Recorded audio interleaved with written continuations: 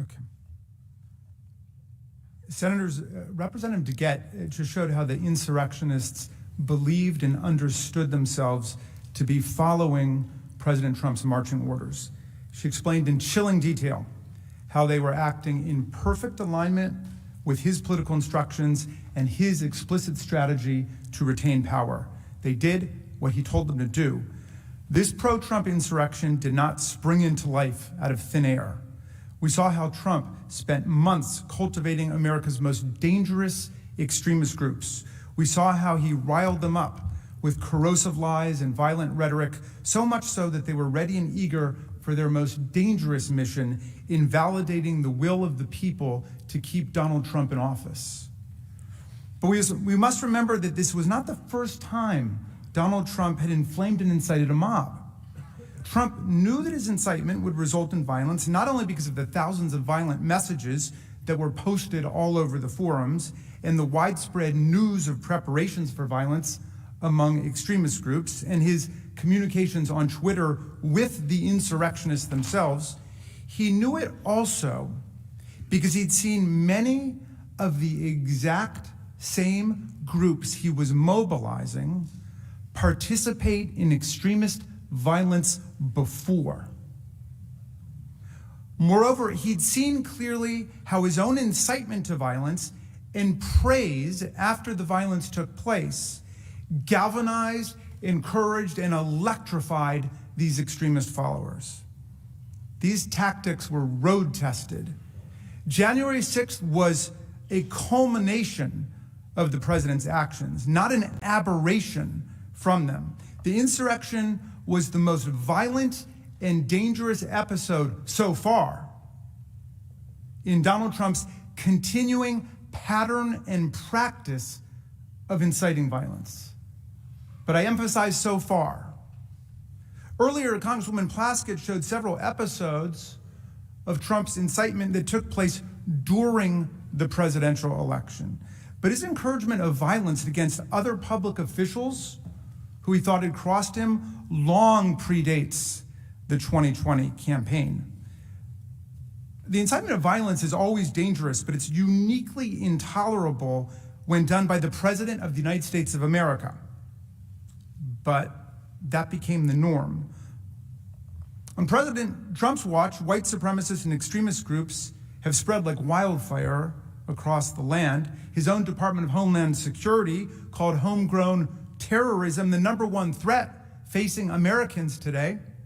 But no matter how many people inside and outside government begged him to condemn extreme elements, promoting violence, and indeed civil war in America, and race war in America, he just wouldn't do it. And that's because he wanted to incite and provoke their violence for his own political gain and for his own strategic objectives. Ever since he became president, Trump revealed what he thought of political violence. For his side, he praised it and he encouraged it. Right now, I'm going to play for you just a few clips from over the years when the president's words successfully incited his supporters into assaulting his opponents.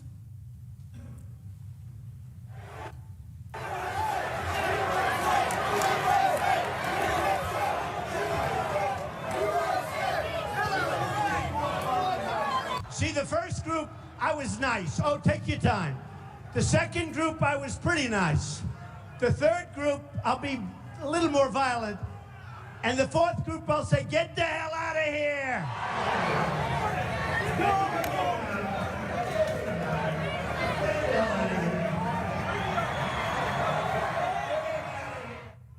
All right, yeah, get him the hell out of here, will you, please? Get him out of here. Throw him out. I got a little notice, in case you see, the security guys, we have wonderful security guys. They said, Mr. Trump, there may be somebody with tomatoes in the audience. So if you see somebody getting ready to throw a tomato, knock the crap out of them, would you? Seriously. Okay? Just knock the hell. I promise you, I will pay for the legal fees. I promise. Well, we've seen these clips and many, many more like them before, but think about the brutal power and effectiveness of his words with his followers. You heard him. He told his supporters to be a little more violent, and they responded to his command by literally dragging a protester across the floor at one of his campaign rallies. He cried, "Get him the hell out of here, throw him out." His supporters punched and kicked another protester as he was escorted from the hall. He told supporters to knock the hell out of people who opposed him and promised to pay the legal fees of the assailants. Time after time, he encouraged violence. His supporters listened and they got the message. But it wasn't just Trump's encouragement of violence that conditioned his supporters to participate in this insurrection on January 6th. It was also his explicit sanctioning of the violence after it took place. Let's watch some of those incidents, beginning with Trump praising supporters who had assaulted a black protester.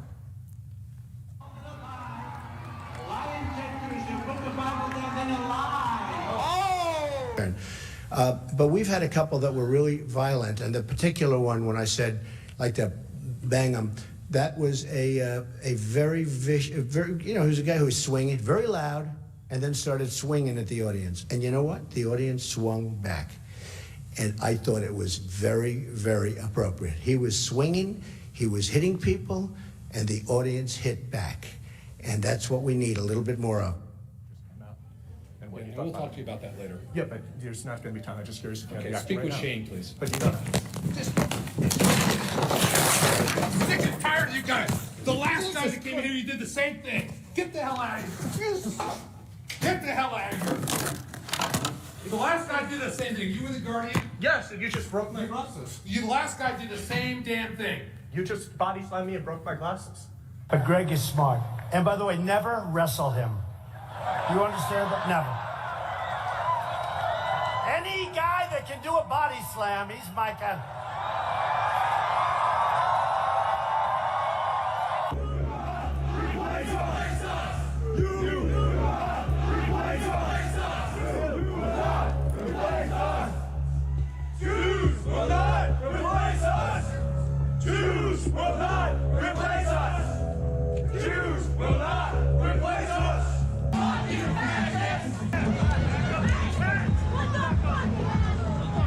I'm not even saying we're non-violent. I'm saying that fucking we didn't aggress. We did not initiate force against anybody. We're not non-violent. We'll fucking kill these people if we have to.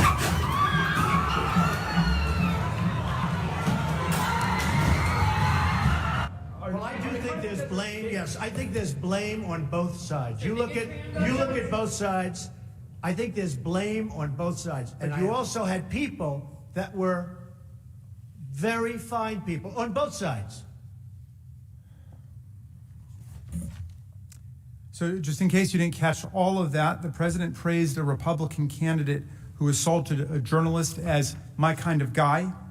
He said there were, quote, very fine people on both sides when the neo-Nazis, the Klansmen, and Proud Boys invaded the city, the great city of Charlottesville, and killed Heather Heyer. And he said that an attack on a black protester at one of his rallies was very, very appropriate. Does that sound familiar? Listen to how President Trump responded when asked about his own conduct on January the 6th. So if you read my speech, and many people have done it, it's been analyzed, and people thought that what I said was totally appropriate. So there the pattern is, staring us in the face. Very, very appropriate, he said after a man was assaulted at one of his rallies. Totally appropriate was how he characterized his incitement on January 6th, meaning that, of course, if given the chance, he would gladly do it again, because why would he not engage in totally appropriate conduct? An examination of his past statements makes it clear that when Donald Trump tells a crowd, as he did on January 6th, fight like hell, or you won't have a country anymore, he meant for them to fight like hell. On January 6th, that became clear to all of America.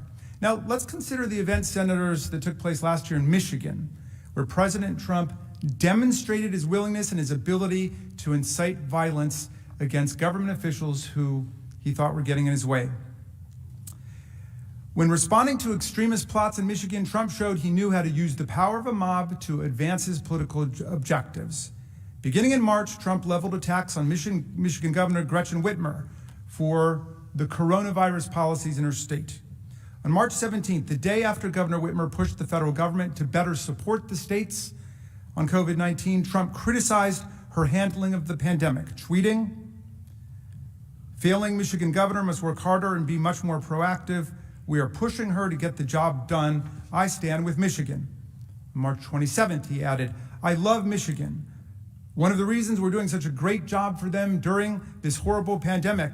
Yet your governor, Gretchen Whitmer, is way in over her head. She doesn't have a clue, likes blaming everyone for her own ineptitude. Hashtag MAGA." By April, Trump's rhetorical attacks and name-calling turned to calls for mass mobilization of his supporters. This was a sign of things to come. On April 17th, 2020, he tweeted, quote, "Liberate Michigan." Not even 2 weeks later, on April 30th, his supporters marched on the Michigan State Capitol in Lansing. They stormed the building. Trump's marching orders were followed by aggressive action on the ground. We have a right. Let us in. Let us in. Let us in. No more rainbows. No more. Heil Hitler. Heil Hitler. The winner. The winner. The winner. You policemen are all cowards.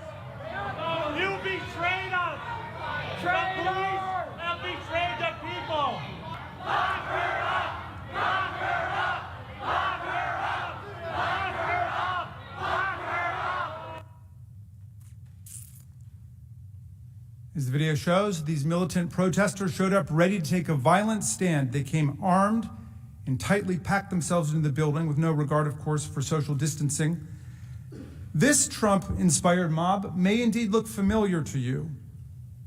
Confederate battle flags, MAGA hats, weapons, camo army gear, just like the insurrectionists who showed up and invaded this chamber on January 6th. The siege of the Michigan State House was effectively a state-level dress rehearsal for the siege of the U.S. Capitol that Trump incited on January 6th. It was a preview of the coming insurrection. President Trump's response to these two events was strikingly similar. Following the armed siege in Lansing, President Trump refused to condemn the attacks on the Michigan Capitol or denounce the violent lawbreakers. Instead, he did just the opposite. He upheld the righteousness of his violent followers' cause, and he put pressure on the victim of the attack to listen to his supporters. The day after the mob attack in Lansing, Trump told Governor Whitmer to negotiate with the extremists, tweeting that the governor should just, quote, "give a little" to the violent men who had stormed the Capitol, threatening not only the stability of the Michigan government, but her own life.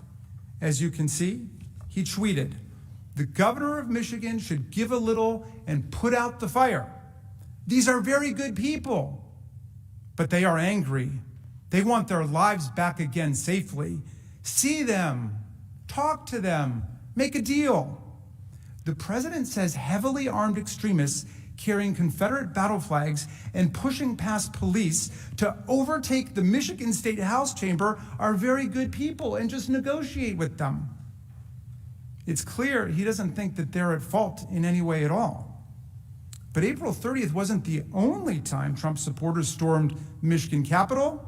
Emboldened by his praise and his encouragement and support, they escalated again. Governor Whitmer refused to capitulate to the president's demand to negotiate with them. 2 weeks later, on May 14th, Trump's mob again stormed the state capitol. This time, as you can see here, one man brought a doll with a noose around the neck, foreshadowing the appearance of the large gallows erected outside of this building, downstairs from here on January 6th, as the crowd chanted, and I still can hear the words ringing in my ear, "Hang Mike Pence, hang Mike Pence, hang Mike Pence. Over the coming months, even after a crowd threatening Governor Whitmer's Yes. Welcome, everybody. Thank you for welcoming me. It's been a very busy day. I know we're running late, but I'm here. It's all happening. We had a bunch of stuff to film, but I made it, and we're seeing the last couple of hours, I think, of the prosecution's case, House managers. Then it will go over to Trump's defense counsel, I believe today. As far as I know, that's still scheduled for happening today. We learned yesterday that a bunch of Republican senators were sleeping. Chuck Grassley reportedly snuck in a tablet and was reading. Rand Paul wasn't even in there for long periods of time. Mike Braun, I believe it was straight out asleep. So quite a day yesterday as heretofore unseen video of what happened on January 6th was presented, and a lot of very crazy things. So let's listen, and there will be much to discuss. There will be many things coming. The effing governor. One of those men has already pled guilty to this conspiracy. The plot was well organized, just like the one that was coming on January the 6th. The men in Michigan even considered building Molotov cocktails to disarm police vehicles and attempted to construct their own IEDs, something that actually happened here on January 6th. Police authorities arrested extremists who had weapons and materials to build explosive devices, including one man found with an assault rifle and enough materials to make 11 Molotov cocktails. On September 17th, 2020, one of the Michigan conspiracists posted, "When the time comes, there will be no need to strike fear through presence. The fear will be manifested through bullets." And what did Donald Trump do as president of the United States to defend one of our nation's governors against a plotted kidnapping by violent insurrectionists? Did he publicly condemn violent domestic extremists who hoped and planned to launch a civil war in America? No, not at all. He further inflamed them by continuing to attack the governor who was the object of their hatred in this kidnapping conspiracy. The very night this conspiracy became public, and that Governor Whitmer learned that there were 13 men who were planning to kidnap and likely kill her, Trump did not condemn the violence. He did not criticize the extremists. He didn't even check on Governor Whitmer's safety. He chose to vilify Governor Whitmer again, and then amazingly took credit for foiling the plot against her, demanding her gratitude. And then he quickly, of course, changed the subject to Antifa. He tweeted, "Governor Whitmer has done a terrible job." He demanded that she thank him for the law enforcement operation that had foiled the kidnapping conspiracy that had been encouraged by his rhetoric. On October 17th, a little over a week after these people were arrested for preparing to kidnap Gretchen Whitmer, Trump riled up a boisterous crowd in Muskegon with more slashing personal attacks on Whitmer, driving the crowd to chant, "Lock her up, lock her up." He had now seen that some of his followers were prepared to engage in criminal violence with orchestrated attacks, deadly weapons, and willing bodies to storm a state capitol building and to attack his perceived political enemies. And so as the crowd chanted, "Lock her up," he pivoted to his next goal. He told them they couldn't trust the governor to administer fair elections in Michigan. He used a crowd that he knew would readily engage in violence to prepare his followers for his next and, of course, his paramount political objective, claiming the election was stolen and inciting insurrectionary action. And he did it again on October 27th during a pre-election rally speech in Lansing, Michigan, where the Capitol had been stormed. Trump openly joked with the crowd about critics saying his words had provoked the violent plot against Governor Whitmer. Check it out, it's telling. We gotta get her going. I don't think she likes me too much.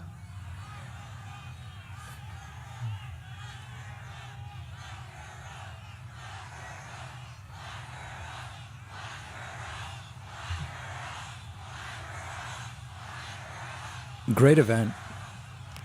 See, I don't comment on that because every time if I make just even a little bit of a nod, they say the president led them on. No, I don't have to lead you on. Even a little nod, they say the president said, your governor, at the urging of her husband who has abused our system very badly, the only man allowed in the state of Michigan, the only man allowed to go sailing is her husband. No, your governor, I don't think she likes me too much.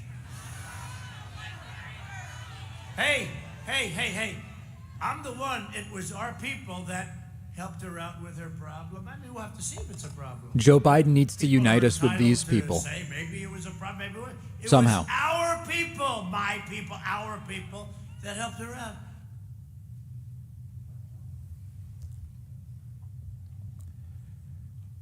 So President Trump offered them a little winking inside joke about his constant incitement of the mob and how much can actually be communicated by him with just a little nod. Just a little nod. He presided over another pounding, rhythmic rendition of his trademark chant, lock her up, then referring to the FBI's foiling of the kidnapping conspiracy, which was deadly serious. He said that he helped her out with the problem. Maybe it was a problem, maybe it wasn't. We'll have to see. Maybe it was a problem, maybe it wasn't. The President of the United States of America. He could not bring himself to publicly oppose a kidnapping and potential assassination conspiracy plot against a sitting governor of one of our 50 states. Trump knew exactly what he was doing in inciting the January 6th mob. Of course. Exactly. He had just seen how easily his words and actions inspired violence in Michigan. He sent a clear message to his supporters. He encouraged planning and conspiracies to take over Capitol buildings and threaten public officials who refused. Is there any chance Donald Trump was surprised by the results of his own incitement? He was surprised how well it went. Let's do what Tom Paine told us to do. Use our common sense. The sense we have in common as citizens. If we don't draw the line here, what's next? What makes you think the nightmare with Donald Trump and his lawmaking and violent mobs is over? If we let him get away with it, and then it comes to your state capitol, or it comes back here again, what are we going to say? These prior acts of incitement cast a harsh light on Trump's obvious intent. Obvious intent. His unavoidable knowledge of the consequences of his incitement. The unavoidable knowledge of the consequences of his incitement and the clear foreseeability of the violent harm that he unleashed on our people and our republic. January 6th was not some unexpected radical break from his normal law-abiding and peaceful disposition. This was his state of mind. This was his essential MO. He knew that, egged on by his tweets, his lies, and his promise of a wild time in Washington to guarantee his grip on power, his most extreme followers would show up bright and early, ready to attack, ready to engage in violence, ready to fight like hell for their hero. Just like they'd answered his call in Michigan. President Trump has said over and over his supporters are loyal. In his own words, his supporters are the most loyal that we've seen in our country's history. And he knew that his most hardcore supporters were willing to direct violence at elected officials, indeed to attack and lay siege to a Capitol building. And he knew they would be ready to heed his call on January 6th to stop the steal by using violence to block the peaceful transfer of power in the United States. He knew they were coming. He brought them here, and he welcomed them with open arms. We hear you and love you from the Oval Office.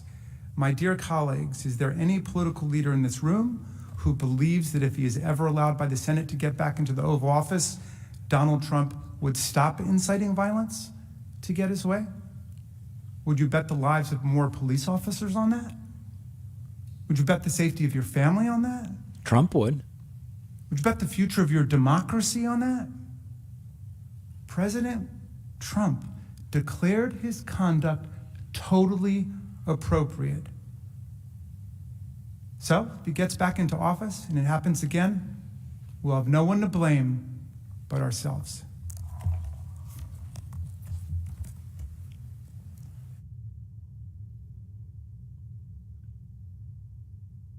Is Ted Lieu next there? Looks like Ted Lieu's getting ready to come up. Mr. Lieu will return now to tell you about President Trump's total lack of remorse after the insurrection.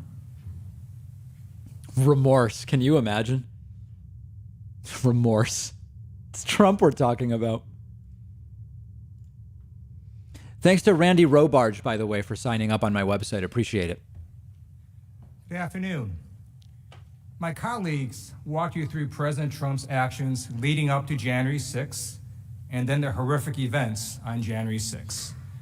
And we saw both during the attack as well as in the days after the attack that this was a president who showed no remorse and took no accountability.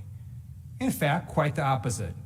As Representative Raskin showed you, President Trump claimed that his actions were, quote, totally appropriate.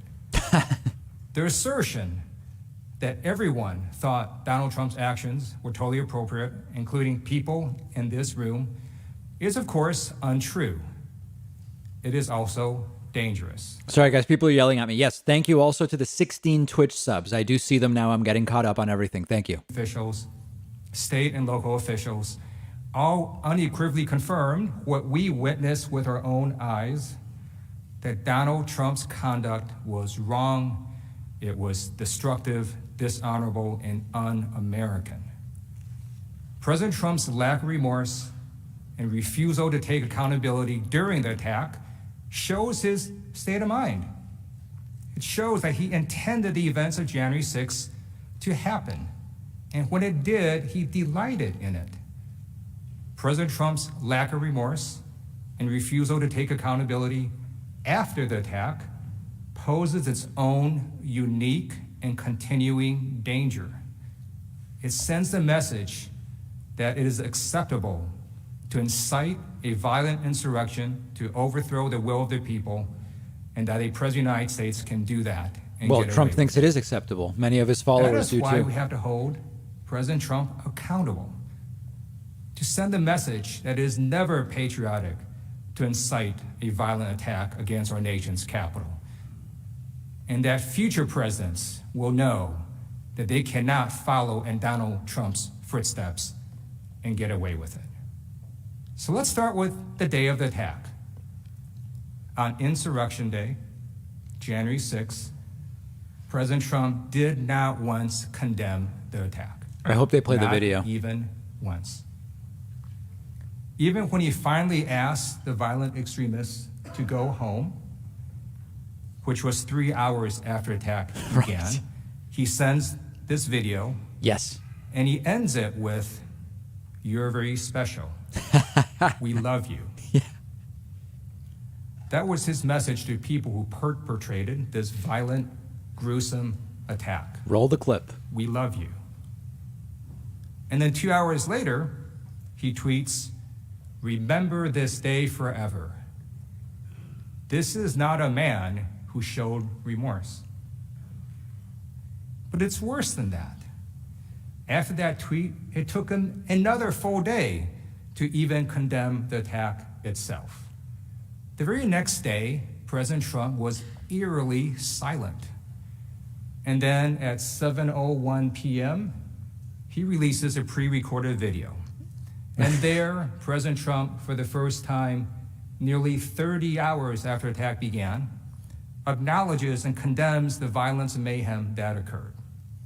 He said the demonstrators defiled the seed of American democracy. He said that these demonstrators didn't represent this country, and if they broke the law, they would pay. But even in that video, he says more lies. He says in that very same video that he immediately deployed the National Guard. Lie. That again is not true. The National Guard was not deployed until over 2 hours after the attack began at around 3 p.m. Because of this late deployment, the National Guard did not arrive until after 5 p.m. And when the Guard was deployed, the Pentagon had released a statement that showed the list of people, and you saw that list, of folks that were consulted before deploying the National Guard. Several people were on that list, including the Vice President. President Trump was not on that list. And you know, as a veteran, I find it deeply dishonorable that our Commander-in-Chief did not protect us. And then later, he tries to take credit for something he failed to do. Shameful. Also in that video, It's not even taking credit for putting out a fire you started. It's falsely taking credit for putting out a fire you started. acceptance of responsibility for his actions. Absent from that video was a call to his most fervent supporters to never do this again. And here was his final message in that so-called condemnation of attack video. Oh, here we go. Here's what he actually said. Please play it. And to all of my wonderful supporters, Yes. I know you are disappointed, but I also want you to know that our incredible journey is only just beginning. President Right. Trump not only failed to show remorse or take accountability, he made clear he is just beginning. For days, he did not address the nation after this attack. We needed our Commander-in-Chief to lead, to unite a grieving country, to comfort us. But what did President Trump do? Nothing. Silence. We're all aware that a violent mob murdered a police officer. It took President Trump 3 days before he lowered the flag of the United States of America. 3 days. And he did that under protest. And President Trump, who was Commander-in-Chief at the time, did not attend and pay respects to the officer who lay in state in the very building that he died defending. Obviously, he wasn't there. Now, some people have argued that President Trump made a mistake, that he gets a mulligan. But we know President Trump didn't make a mistake. Because you see, when you or I make a mistake and something very bad happens, we would show remorse. Right. We would accept responsibility. We might apologize. President Trump didn't do any of that. Why not? Because he intended what happened on January 6th. And how do we know that? He told us. On January 12th, as President Trump was boarding Air Force One to head to Texas, and you saw this video before, and I'm going to show it again, he was asked by a reporter, quote, "What is your role in what happened at the Capitol? What is your personal responsibility?" And this was But his they've response. analyzed my speech and my words and my final paragraph, my final sentence, and everybody to the T thought it was totally appropriate. Perfect speech. On January 12th, President Trump had seen the violent attack on the Capitol. He knew the people that died. And his message to all of us was that his conduct was totally appropriate. I'm a former prosecutor, and we're trained to recognize lack of remorse. Yeah. But it doesn't take a prosecutor to understand I was going to say exactly that. that President Trump was not showing remorse. A 9-year-old could tell. He was showing defiance. He was telling us that he would do this again, that he could do this again, that he and future presidents can run for national election, lose the election, inflame the supporters for months, and then incite an insurrection, and that would be totally appropriate. 1 week after the attack, on January 13th, President Trump, in response to continuing bipartisan criticism, releases another video. Uh-oh. Here's part of what he said. I want to be very clear. I unequivocally condemn the violence that we saw last week. 7 days later. Violence and vandalism have absolutely no place in our country and no place in our movement. Now that it's failed to get me in the President Oval Trump, Office. of course, had to make that statement. He needed to unequivocally condemn the attack. But he also needed to mean those words. You saw Donald Trump tweet endless attacks, sometimes 108 tweets in a day. And in public speeches and across rallies, repeating words of fight and stop the steal and never surrender. You know what it looks like when President Trump wants to convey a message. Forcefully, loudly, and repeatedly, he does that. This video sent after a week of the attack was not that. And we know this because in this video, he again does not show remorse, does not take responsibility. He again does not acknowledge his role in the insurrection. He does not say in that video, for example, everything I said in the months prior went too far. And he does not say the one sentence that matters. He does not say the one sentence that would stop future political violence. The election was not stolen. He still hasn't said that sentence. That is why National Guard troops in full body armor still patrol outside. Reports from the White House also confirm that President Trump believed he was, quote, forced by the bipartisan fear after the insurrection to acknowledge the new administration. We know he did not stand behind his belated condemnation because those around him confirmed it. And behind closed doors, sources confirmed that President Trump still refused to directly acknowledge his election loss to Joe Biden and refused to even attend the peaceful transition of power, the first president in modern history. President Trump even reportedly, while watching the impeachment vote, quote, focused his ire on the Republicans who voted for his impeachment, peppering aides with questions about what he could do to exact revenge. President Trump has made clear, of course, that if he is not held accountable, he will not be accountable. He will not stop. Now, President Trump would have his base and the world believe that his conduct was totally appropriate. It is important to impeach that falsehood, to make clear to his supporters and everyone watching that what Donald Trump did was not acceptable. In fact, quite the opposite. People in his own party, state officials, former officials, current officials, members of Congress, have all unambiguously and passionately said that what Donald Trump did was, quote, disgraceful, shameful, and it called his behavior existential and wrong. And they said that his actions gave rise to one of the darkest chapters in United States history. Let's hear what some of these officials had to say. Here are Governors Spencer Cox, Charlie Baker, Mike DeWine, Larry Hogan, and Phil Scott. That's all Republicans, right? People have to be held accountable, and yes, that includes the president. It's important to remember that they were the culmination of months of President Trump repeating over and over again that the American electoral system is a fraud. After he stoked the flames of outrage for weeks leading up to the events of yesterday, he refused to adequately prepare the U.S. Capitol for the possibility of violence and left it nearly defenseless. His remarks during and after the travesty of the attack on the Capitol were disgraceful.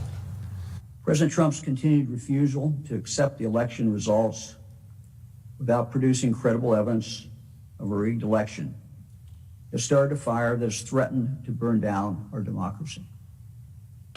This incendiary speech yesterday, when he gave preceding the march that he gave to the protesters, served only to fan those flames. I proudly stood by my father's side at age 12 on the floor of the House chamber as we both took the oath of office, an oath to support and defend the Constitution of the United States. It's clear to me that President Trump has abandoned this sacred oath. Seeing our Capitol, a symbol of democracy around the world, stormed by an angry mob was heartbreaking. And let me be clear, these actions were not patriotic, and these people are not patriots. The fact that these flames of hate and insurrection were lit by the President of the United States will be remembered as one of the darkest chapters in our nation's history. One of the darkest chapters in our nation's history. Former members of the Trump administration, long-standing Republicans, also made clear that President Trump incited this insurrection and it went against our democracy. The president's former Secretary of Defense, James Mattis, declared that today's violent assault on our Capitol, an effort to subjugate American democracy by mob rule, was fomented by Mr. Trump. Former White House Chief of Staff John Kelly also spoke on this as well, and I'd like to play an audio clip of what he said. What happened on Capitol Hill yesterday is a direct result of his poisoning the minds of people with the lies and the frauds. If you couldn't hear that, what John Kelly said about President Trump was that what happened on Capitol Hill was a direct result of him poisoning the minds of people with the lies and the fraud. Former Speaker of the House, John Boehner, declared that, quote, the invasion of our Capitol by a mob, incited by lies from some entrusted with power, is a disgrace to all who sacrificed to build our republic. This was echoed by former Trump official after former Trump official. Here is what former National Security Advisors John Bolton and H.R. McMaster, former White House Communications Director Alyssa Farah, and former Chief of Staff Mick Mulvaney said. Let me just ask you, do you think President Trump has blood on his hands? I think he does. Look, I agree with Bill Barr. I think he did incite this mob with the clear intention of having them disrupt the Electoral College certification and delay it to give him more time. I don't think there's any question about it. There are many reasons for this assault on the Capitol, but foremost among them was the president's exhortations, was the president's sustained disinformation. We've seen a president stoking fears amidst these crises. And first and foremost, I want to say that what happened at the Capitol was unacceptable, un-American, undemocratic. I think everybody recognizes that what happened on Wednesday is different. You could go down the long Not litany of everybody. things that people complained about with Donald Trump, and I could probably defend almost all of them. Many of them were policy differences. Many of them were stylistic differences. But Wednesday was different. Wednesday was existential. Wednesday is one of those things that struck to the very heart of what it means to be an American, and it was wrong. Mick Mulvaney, President Trump's former chief of staff, is clearly saying what we all felt, that January 6th was different. It was existential, it was wrong, it was un-American. And this sentiment was echoed not just from people outside the administration, but from people inside the Trump administration. Perhaps most telling was the flood of resignations from people inside President Trump's administration with firsthand access to President Trump. His own officials felt so betrayed by his conduct that numerous officials resigned. Is it awkward to be Mitch McConnell and see your wife up on that list? Trump's term. 16 officials resigned in protest. 16. They all took this dramatic action of resigning because they saw the clear link between President Trump's conduct and the violent insurrection. Here are some of what they said. Secretary DeVos, who was in administration the entire they're doing term, an Elaine told Chao President quote. Trump That's great. In her resignation letter, that, quote, there's no mistaking the impact your rhetoric had on the situation, and it is an inflection point for me.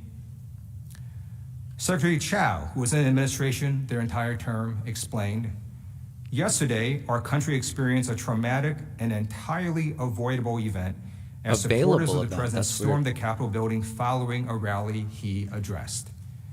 As I'm sure is the case with many of you, it has deeply troubled me in a way I simply cannot set aside.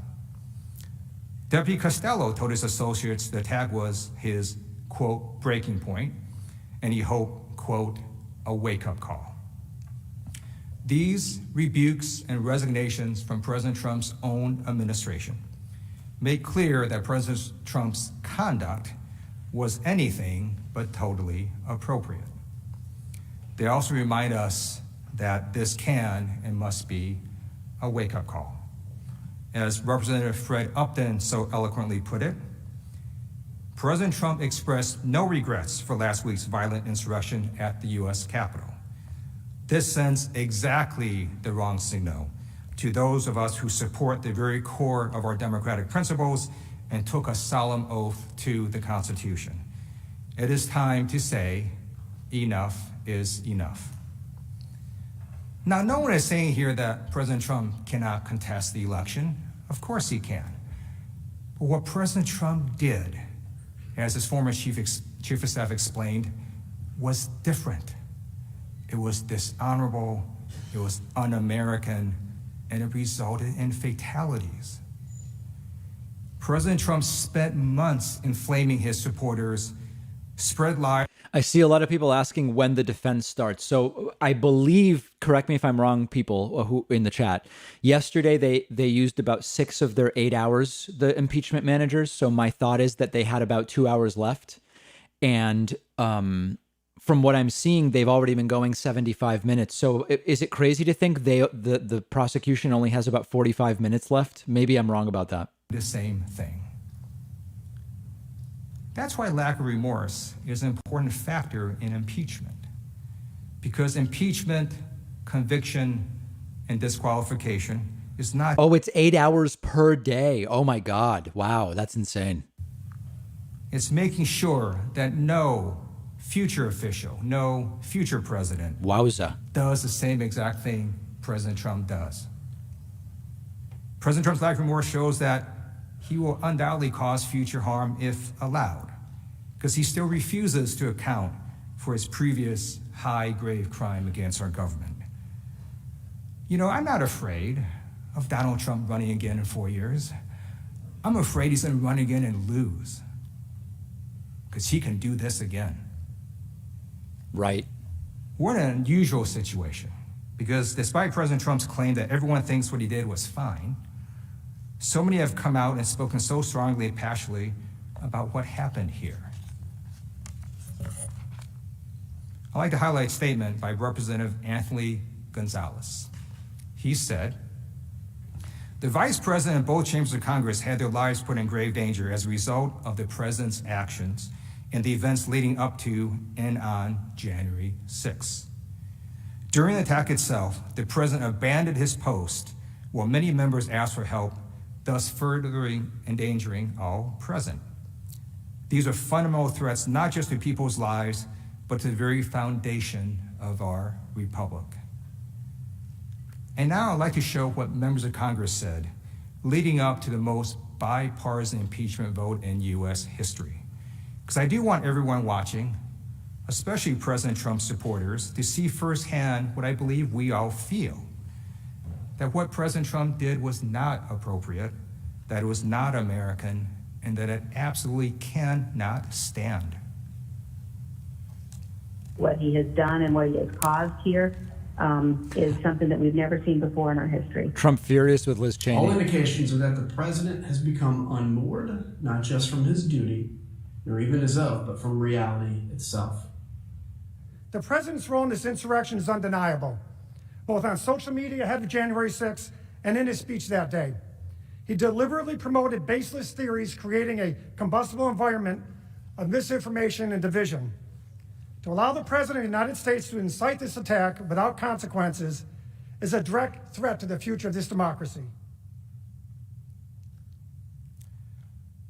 After this trial, I hope you will come together and cast your vote and make absolutely clear how we as a Congress and as a nation feel about what Donald Trump did by convicting him. And to prevent this from being only the beginning, as President Trump said, and to deter future presidents who do not like the outcome of a national election from believing they can follow in President Trump's footsteps. It is what our Constitution requires. It is what our country deserves. Powerful presentation from Ted Lieu. Jamie Raskin coming back up to the lectern. Representative DeGette will now return to show how extremists were emboldened by the insurrection and plan to attack the inauguration. Thanks to Forsaken Menu, Scourge, or Scourge, depending on your preference, and Chris for their Twitch subs. Appreciate it.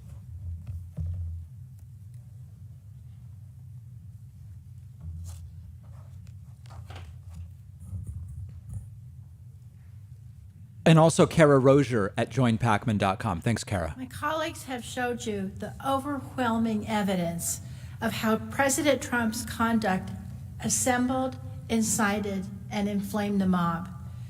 We showed how and why this attack, this violence, was not only foreseeable, but preventable. We showed that President Trump knew his conduct could and would result in violence, and that when the attack occurred, he did not fulfill his duty as commander-in-chief and defend us. Instead, he was delighted. Donald Trump incited a violent insurrection, and he failed to defend our nation, our Capitol, this Congress, and our law enforcement from the attack he incited. Now I want to turn to the impact, the long-term harm of this conduct. I hope they have interviews with some of those wacky supporters. Through the breadth and gravity of this harm. I'd like to start with the effect President Trump's conduct had on our domestic security. We saw firsthand how Donald Trump's conduct emboldened and escalated domestic violence extremists. These folks are known in the law enforcement community as DVEs. These threats were and are made worse by President Trump's refusal to take accountability and his refusal to forcibly denounce what his own FBI identified as some of the most dangerous elements of our country. Elements. Even as the attack was underway, he tweeted words of support to his violent supporters. And then, in the aftermath on January 7th, President Trump made it clear this was only the beginning. And to all of my wonderful supporters, I know you are disappointed, but I also want you to know that our incredible journey is only just beginning. And he was right. Unless we take action, the violence is only just beginning. In the aftermath of the attack, we saw a huge rise in threats from domestic violent extremists, including specific threats to the inauguration in D.C. and also to all 50 state capitals. Our intelligence agencies confirmed that in addition to these specific threats, President Trump's conduct emboldened the very same violent groups who initiated the attack and sparked new violent coalitions. These groups believe that they're following his orders. They believe that their acts of insurrection and violence are patriotic. Violence is never patriotic, and it's never American. It's not the Democratic way, and it's not the Republican way. After the attack, it's increasingly the nation's Republican top way. defense and law enforcement agencies reported an increase in credible threats to the inauguration from Donald Trump's supporters. On January 13, 2021, a joint intelligence bulletin issued by the Department of Homeland Security, the FBI, and the National Counterterrorism Center found, quote, since the 6th January event, violent online rhetoric regarding the 20 January presidential inauguration has increased, with some calling for unspecified, quote, justice for the 6 January fatal shooting by law enforcement of a participant who had illegally entered the Capitol building, and another posting that, quote, many armed individuals would return on 19 January. The agencies also made clear why these threats were escalating, especially regarding the inauguration. The report explained that a primary motivating factor was, quote, the shared false narrative of a stolen election and opposition to the change in control of the executive and legislative branches of the federal government may lead some individuals to adopt the belief that there is no political solution to address their grievances and that violent action is necessary. In other words, President Trump's spreading of inflammatory disinformation about the election incited the insurrection on January 6th and may lead to further violence. Online, just as they did. One of the things I think they've done a good job of showing here is you can't just look at the words on January 6th and say either these words did or didn't directly cause what happened on January 6th. Telling everybody it's been stolen from them for 2 months is part of that case, and I think they're doing a good job showing that. Social media websites made further plans for violence.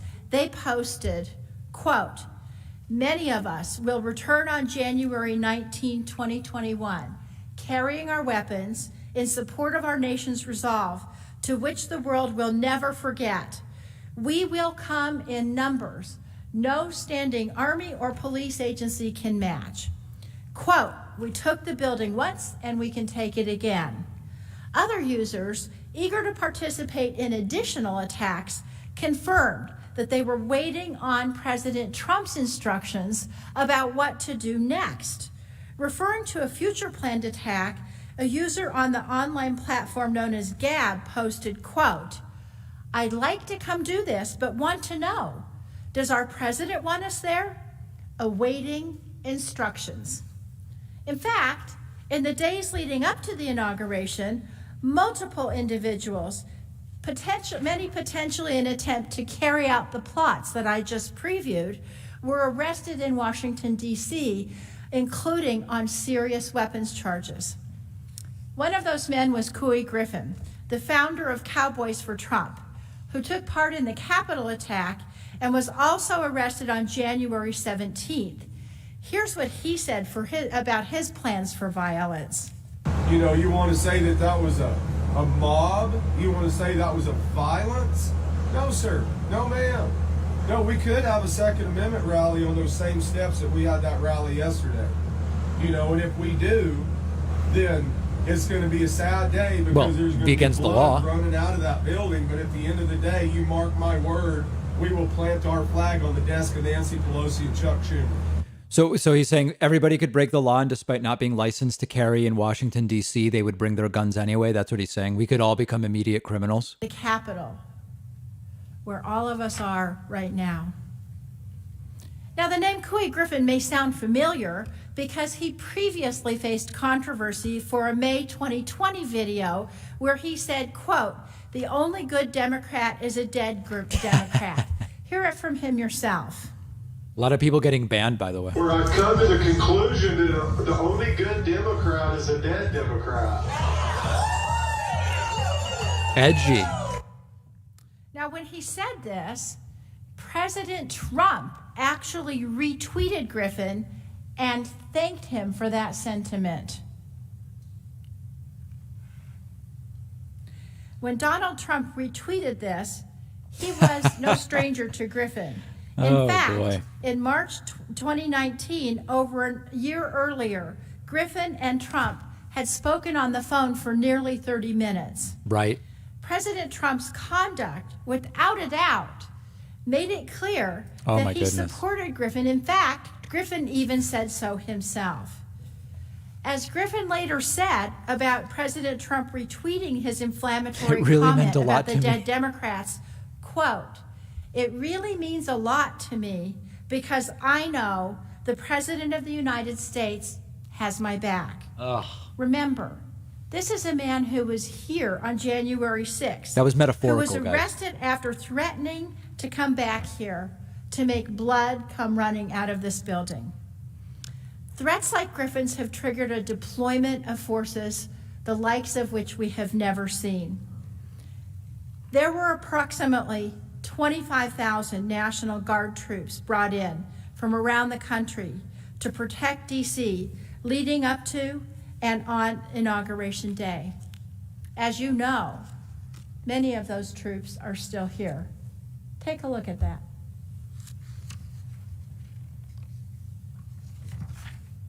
Is she pointing to troops in the room? These were scenes that played out all over the country. 5 days following the siege on the Capitol, on January 11, 2021, the FBI warned that, quote, armed protests are being planned at all 50 state capitals from 16 January through at least 20 January, and at the U.S. Capitol from 17 January through 20 January. As a result, at least 21 states activated their National Guards in preparation for potential attacks. President Trump's incitement has reverberated around the country, prompting massive law enforcement mobilization in several state capitals, including Washington, Illinois, Michigan, and Georgia. Look at these photos. This is what Donald Trump has done to America. This massive deployment of law enforcement has cost the taxpayers dearly. The National Guard deployment to D.C. alone is expected to cost at least $480 million. The bills are already also racking up in the states. North Carolina, South Carolina, Pennsylvania, Utah, and Wisconsin have each spent about $500,000 to safeguard their capitals in the run-up to the inauguration. Ohio spent $1.2 million over the same 2-week period. And remember, this is at a time when state budgets are already suffering under the weight of the pandemic.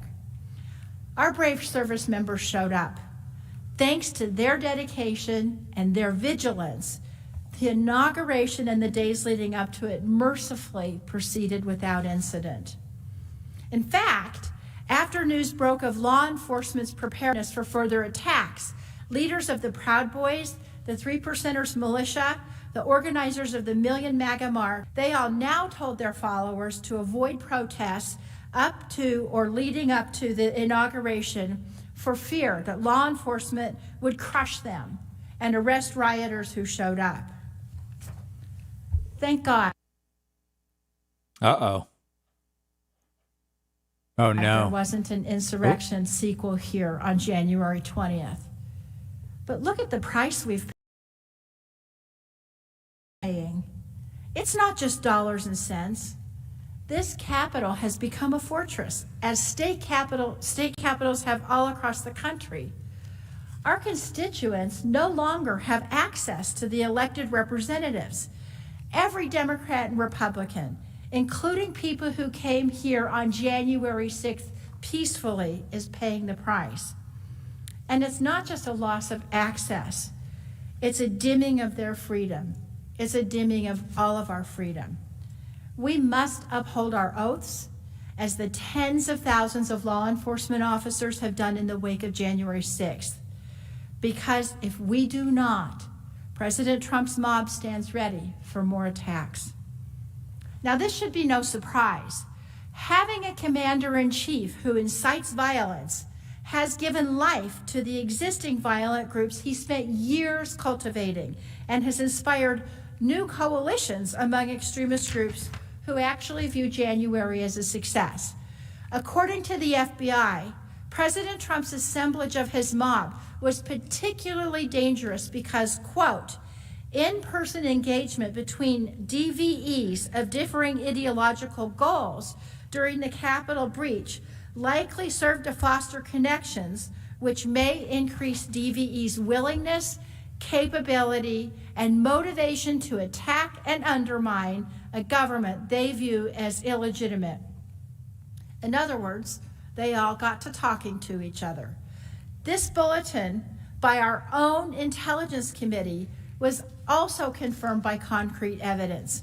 Rioters celebrated their roles in the January 6th attack on social media. They boasted about their success in breaching the Capitol and forcing members of Congress and the vice president to evacuate. Take, for example, right-wing provocateur Nick Fuentes. The day before the Capitol insurrection, Fuentes said this on his internet show. Uh-oh. What can you and I do to a state legislator besides kill him? Although we should not do that. I'm not advising that, but I mean, what else can you do, right? Right. Fuentes was at the Capitol on January 6th and praised the insurrection on a live stream as glorious and awe-inspiring. He later said, quote, "We forced a joint session of Congress and the vice president to evacuate because Trump supporters were banging down and then successfully burst through the doors." Fuentes was not the only provocateur to revel in the violence. According to Mike Dunn, a member of the Boogaloo Boys, an anti-government movement whose adherents helped to lead... Aren't the Boogaloo Boys good now? I heard from Jimmy Dore that they're good now. Quote, "working overtime to capitalize on the January 6th riots and hope it will lead to more action." They said, quote, "just know there's more to come." Proud Boys members were bragging about the attack on the Capitol. One post on the Proud Boys Telegram channel said, "People saw what we can do. They know what we're up to. They know and they want in." The leader of the Proud Boys himself sent the same message. Enrique Tarrio said the Proud Boys would be active during Biden's presidency. Tarrio stated, "You're definitely going to see more of us." Extremist groups are also boasting that the attack on our Capitol is a boon for their recruitment efforts.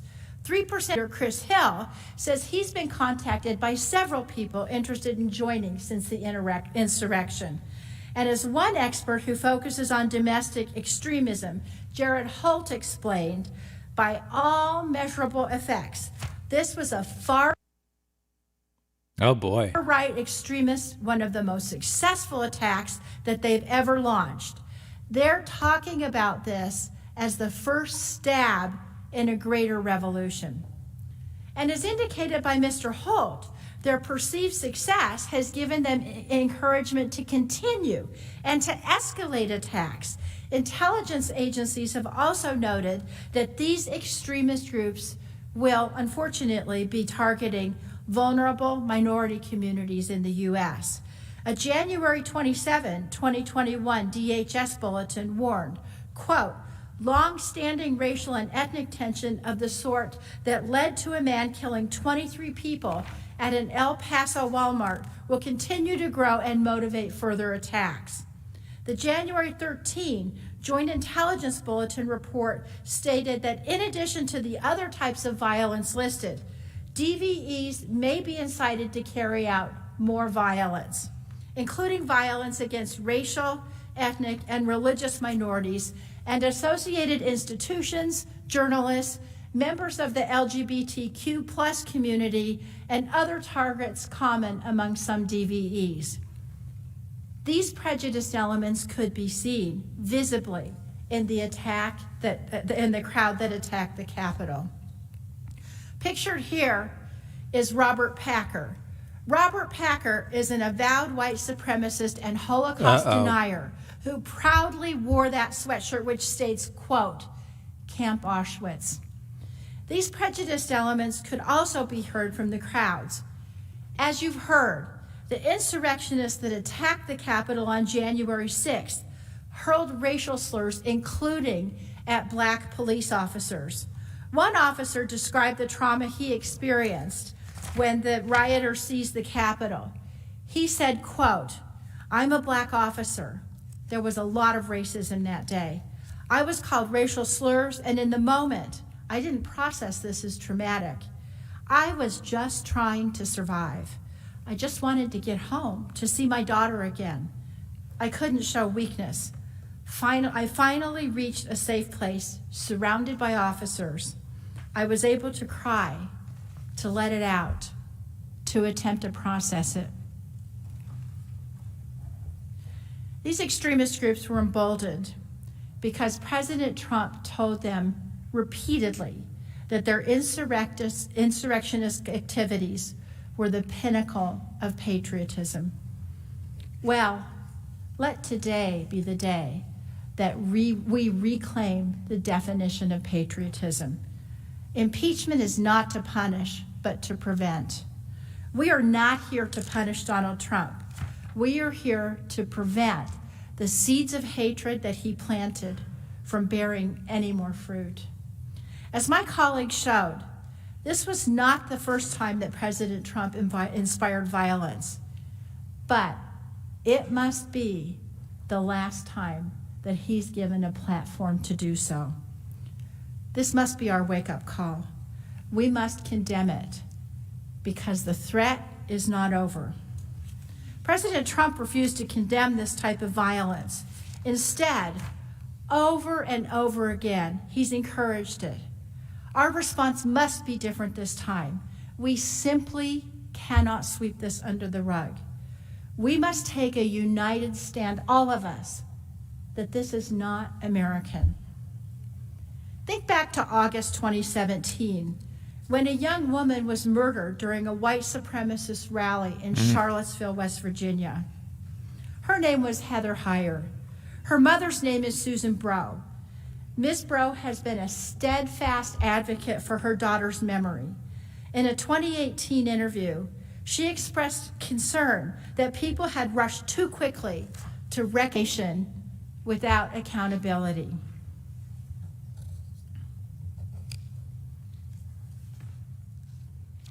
If you rush to heal, if you rush to everybody grab.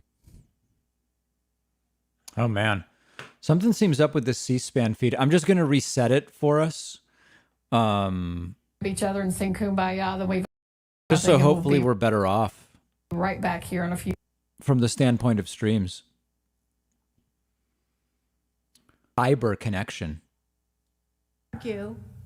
We're not just back where we were. I would argue things are worse. In 2017, it was unfathomable to most of us to think that Charlottesville could happen, just as it was unfathomable to most of us that the Capitol could have been breached on January 6th. Frankly, what unfathomable horrors await us if we do not stand up now and say, no, this is not America. And we will not just express condolences and denunciations. We won't just close the book and try to move on. We will act to make sure this never happens again. Closing the book there, and then we will hear from Jamie Raskin. Representatives Cicilline and Liu will now come to show the harm done and the damage done to Congress and our democratic process. All right. Mr. Cicilline. Congressman Cicilline from Rhode Island will speak.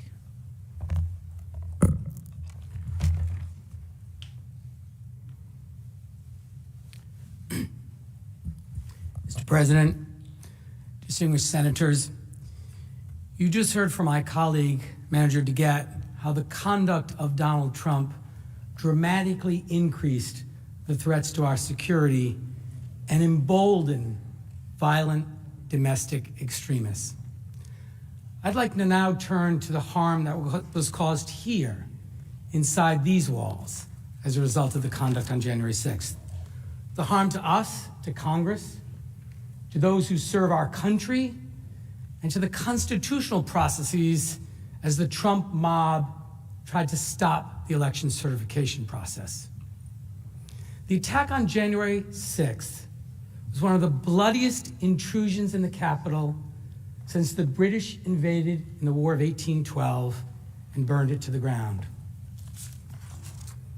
And you've heard in painstaking detail that the president's mob posed an immediate and serious threat to the continuity and constitutional succession of the United States government. As the first, second, and third in line to the presidency, the vice president, the Speaker of the House, the President pro tem, were all together and faced a common threat in the same location. And we've seen the first and the second were purposely targeted by these attackers. These weren't idle threats. The mob, as you have heard, chanted, "Hang Mike Pence." Hang Mike Pence! Hang Mike Pence! Hang Mike Pence! Hang Mike Pence! The charging documents show that the rioters said they would have killed Vice President Pence and Speaker Pelosi had they found them. Dawn Bancroft and Diane Santos Smith, two of the rioters charged in the attack, were caught on tape discussing the brutal violence that they hoped to inflict on Speaker Pelosi had she not been rushed out to safety. They said, quote, "We broke into the Capitol. We got inside. We did our part.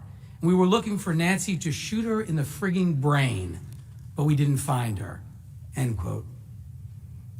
Senators, simply put, this mob was trying to overthrow our government.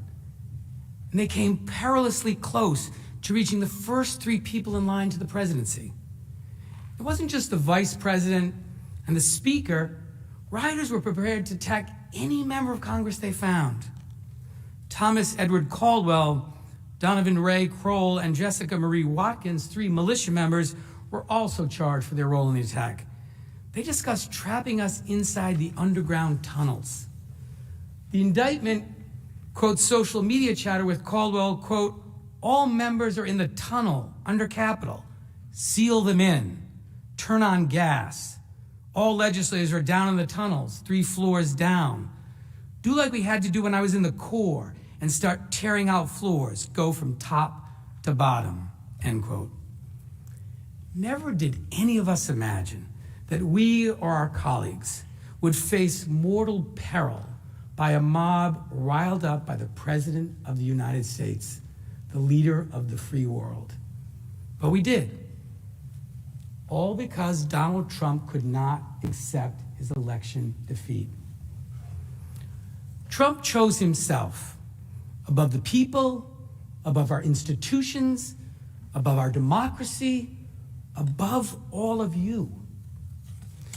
You know, we've heard Trump espouse for years now this America First policy. But his true North Star isn't America's well-being. It's not country first like our dear departed colleague John McCain. No, his directive is Trump first. No matter the cost, no matter the threat to our democracy. But each and every one of us in this room must agree on one thing. We can never allow the kind of violent attack that occurred on January 6th to ever happen again in this country. In the immediate aftermath, we heard really disturbing accounts from many members of Congress about what they experienced that day. Here are some of those reactions. Following the attack, Representative Dusty Johnson expressed concerns that we had gotten to the point where so many of us had sown the seeds of anger and division. We were barricaded, and there was some fear, to be sure, but overwhelmingly the emotion that I experienced was one of anger. I just could not believe that this was happening. I could not believe that we had gotten to this point where so many of us had sown these seeds of anger and of division, and we had built this powder keg. And really, we were starting to see this powder keg light up, and it was, frankly, I was furious. Representative Jason Crow compared the events of this day to his time in Afghanistan as an Army Ranger, something Senator Reid knows something about. What I felt in the Capitol behind us is something that I haven't felt since I was in Afghanistan as an Army Ranger. And to think that as a member of Congress in 2021, in the U.S. Capitol on the House floor, that I was preparing to fight my way out of the People's House against a mob is just beyond troubling. Representative Pat Fallon was humbled by his experience on January 6th and described the events as surreal as they unfolded here in the Capitol. It was something that I just never thought I'd see this in our nation's capital, and particularly in the House chamber. It was surreal when it was unfolding. Well, you know, and what was interesting was the bravery and the courage of some of my fellow members. when we got to a point where the mob was banging on the doors, and all that kept them from breaching the chamber itself was the doors and then some furniture that we had moved and some Capitol Police, and they needed to be augmented. And so Tony Gonzalez, a new freshman rep from Texas, and Ronnie Jackson and Troy Nels and Mark Wayne Mullen stepped in, and we broke off furniture. Some of the hand sanitizer stations are on these big giant poles, wooden poles, and we turned them upside down, and we were ready to actually have the street fight in the House chamber. It was unbelievable.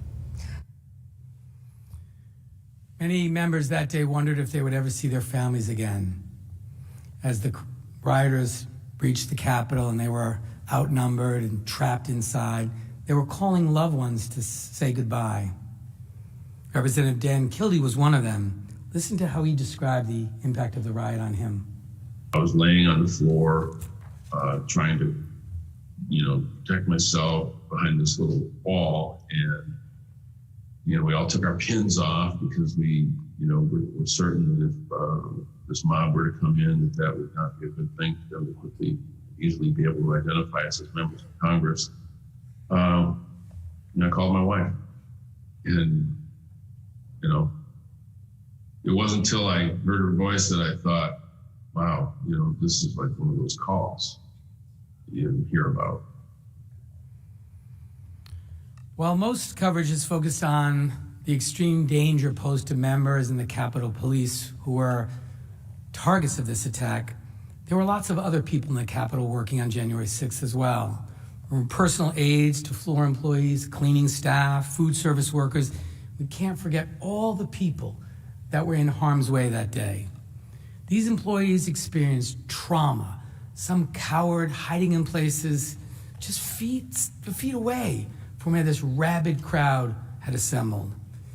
Many were just kids, 20-somethings, who came here to work because they believed in their country and they believed in working to make it better. Others were dedicated food and service workers, all who work incredibly hard to make sure that we can come here and do our jobs. These workers are the lifeblood of the legislative branch. They deserved better. You've already heard from Speaker Pelosi's staff, the staff that was hiding under the conference table, cowering in the dark, making sure that the attackers couldn't hear them. But I'd like to share with you what some other staffers went through. Listen as two staffers recall what they experienced that day. But then we were seeing on Twitter, on our phones, and then and hearing from some of the police officers on the floor that the building had been breached. Building breached, those were two words I had never heard. That was particularly stressful, being in a room close to where things are happening and not really knowing what was happening, and seeing it come in live and getting texts from people, are you okay? And truthfully, I didn't know what was happening. I heard shots fired, shots fired, shots fired, show me your hands, show me your hands. Then I did not know if they were right outside, if they were lots of people with weapons, if there were one shooter, if they had, I didn't know what it looked like. I just knew that there were shots fired outside of the House chamber. According to reports, one Republican Senate staffer whose office was not far from the floor, quote, took a steel rod and barricaded his door as the rioters banged on his door trying to break in. The New York Times also reported that a senior black staffer was under lockdown for 6 hours during the insurrection, was so disturbed about these events that she quit her job. Another staffer who was on the floor of the House that day described that what happened on January 6th still echoes in his mind. Listen to him describe the moments just before this indelible image. I heard glass break, and I could see the window panes on the house main door start to pop. And I figured that, obviously I knew they were at the door, and they figured out a way to break the glass. And the last thing I remember before I walked off the floor was several of the police officers had drawn their guns and had their guns trained on the door. Clearly that was, I didn't think there was anything else I could do, and I didn't want to be there for whatever was about to occur. So I got to the top of the stairs.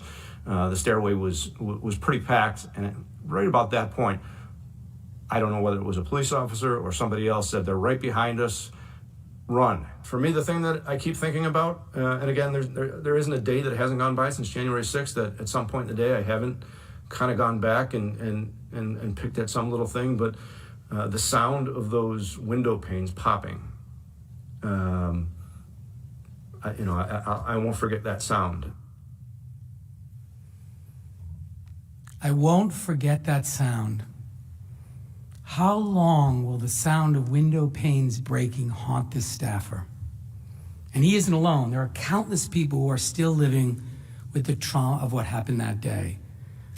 This includes, by the way, another group of people who were with us in the Capitol on that day, and that's the press. They were in danger, particularly after years of being derided by President Trump as fake news. Kristen Wilson, a reporter for CNN, recently tweeted about her experience. She said, "I have 14 people on my team. We were scattered everywhere. 2 of them were on crutches and couldn't have run if they had to. They had to anyway. 1 was trapped in the House chamber and had to crawl out to hide. 4 of us barricaded ourselves in a room off the Senate chamber. Every bang on the door of them trying to come through, I can still hear in my head."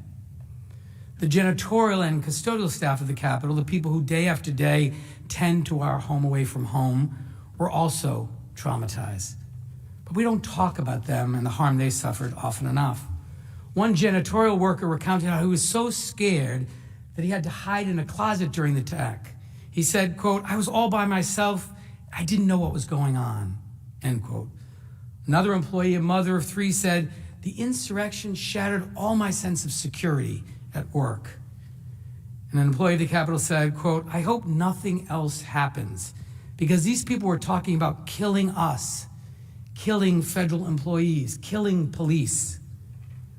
Another employee was afraid to work on Inauguration Day, said, quote, "I honestly fear for my life. I've got 2 children at home," end quote. For many of the black and brown staff, the trauma was made worse by the many painful symbols of hate that were on full display that day. Insurrectionists waved Confederate flags and hurled the most disgusting racial slurs at dedicated Capitol workers. Then after all that, these same workers, many of them people of color, were forced to clean up the mess left by mobs of white nationalists. One member of the janitorial staff reflected how terrible he felt when he had to clean up feces that had been smeared on the wall, blood of a rioter who had died, and broken glass and other objects strewn all over the floor. He said, "I felt bad. I felt degraded." Let's also not forget that this violent attack happened in the middle of a global pandemic. Social distancing was impossible as we were hiding for our lives in cramped quarters for long periods of time. Since January 6th, at least 7 members who hid with other members of Congress have tested positive for COVID-19. At least 38 Capitol Police officers have either tested positive or been exposed, and nearly 200 National Guard troops who were deployed to our nation's capital to provide all of us protection have tested positive. The Capitol Police and the National Guard came here to keep us safe, to serve, and they put their lives in danger. They deserved better than this. We all did. That brings me to the next harm. Now, all of us in this room made it out alive, but not everyone was so lucky. 3 law enforcement officers tragically lost their lives as a result of the riot on January 6th. These officers, Capitol Police Officer Brian Sicknick, Capitol Police Officer Howard Liebengood, and Metropolitan Police Officer Jeffrey Smith, all honorably served to protect and defend. My colleague, Mr. Swalwell, told you about Officer Sicknick. He was a 42-year-old military veteran who dedicated his entire life to public service. On January 6th, he fought a mob of rioters as they streamed into the Capitol and ultimately lost his life protecting us. Officer Liebengood was a 15-year veteran of the Capitol Police. His father served as Sergeant-at-Arms here in the Senate, and Officer Liebengood followed his extraordinary example of public service. Officer Smith served for 12 years with the Metropolitan Police Department. He heeded the call of duty on January 6th by coming to stand with the Capitol Police to help secure our democracy. Earlier, my colleague, Manager Swalwell, showed you terrible videos of the police being physically abused and injured. You remember what happened to Officer Fanone and Officer Hodges of the MPD, but there were scores of other officers whose names we don't know who were also brutalized that day. Injuries to the U.S. Capitol Police and the Metropolitan Police Department include concussions, irritated lungs, serious injuries caused by repeated blows from bats, poles, and clubs. Capitol Police officers also sustained injuries that will be with them for the rest of their lives. One officer lost the tip of a right index finger. In a statement issued on January 7th, the chairman of the Capitol Police Officers Union said, and I quote, "I have officers who were not issued helmets prior to the attack, who have sustained brain injuries. One officer has 2 cracked ribs and 2 smashed spinal discs. One officer is going to lose his eye, and another was stabbed with a metal fence stake," end quote. In total, at least 81 members of Capitol Police and 65 members of the Metropolitan Police Department were injured during the attack on January 6th. Former Capitol Police Chief Sun described the insurrection as violent, unlike anything he'd seen in his 30-year career in law enforcement. DC Police Chief Robert J. Conti III, who had spoken with an officer who had been beaten and injured with a stun gun, said, quote, "I've talked to officers who have done 2 tours in Iraq who said this was scarier to them than their time in combat," end quote. Of course, the physical violence is not the only thing that will have a lasting effect on our brave sworn officers. Trump's mob verbally denigrated their patriotism, questioned their loyalty, and yelled racial slurs. They called them traitors, Nazis, un-American for protecting us. For example, in the next clip, a rioter wearing a hunting jacket accosts a police officer. Are you with American? Act like something that you friends. Don't get off with the fuck. Don't get your third eye. You guys are all up here with the short down. Not one forget nothing for America. Not one idea. Don't touch me, don't. Get the fuck out of here. Don't touch me, motherfucker. No, they work for us. Fuck them. They're rapists. Listen to how the Trump mob talked to these officers. You heard that with your own ears.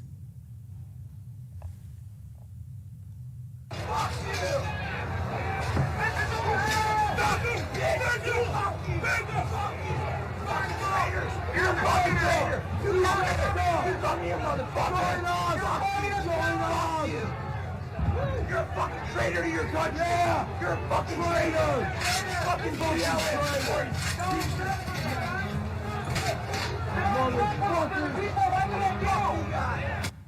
Thank you, fellas. Effing traitor. So much for back in the blue. Just a couple more examples.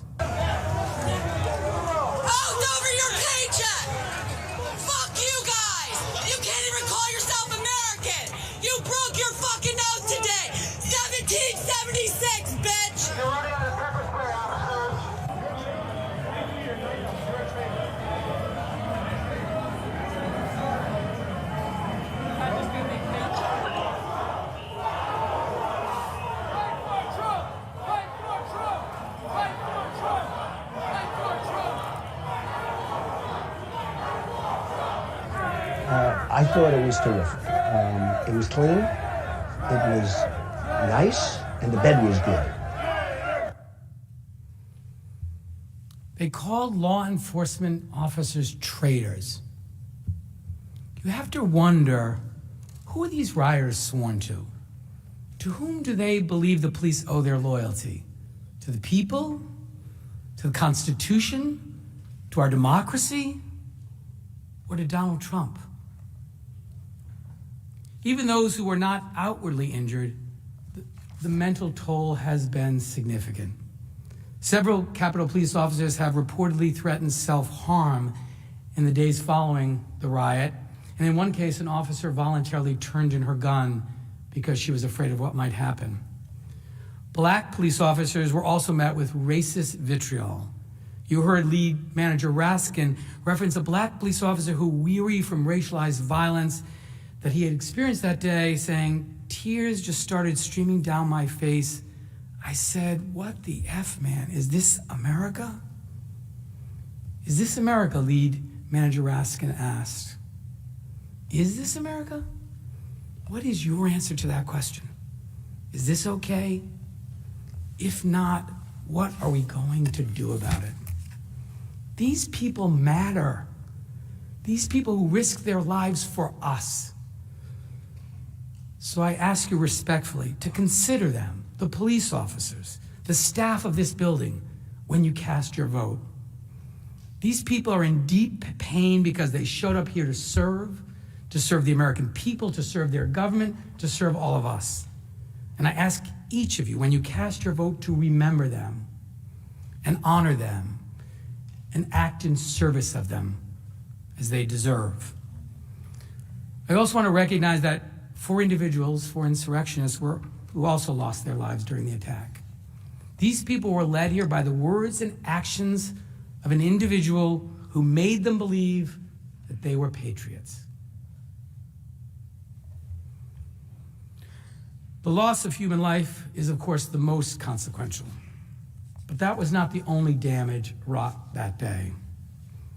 The Trump mob also damaged this building. They defiled some of the most sacred places.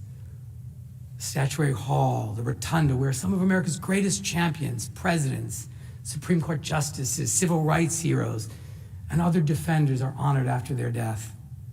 Trump's violent mob had little respect for this place. This video shows the wreckage left in the Senate parliamentarian's office by the insurrectionists.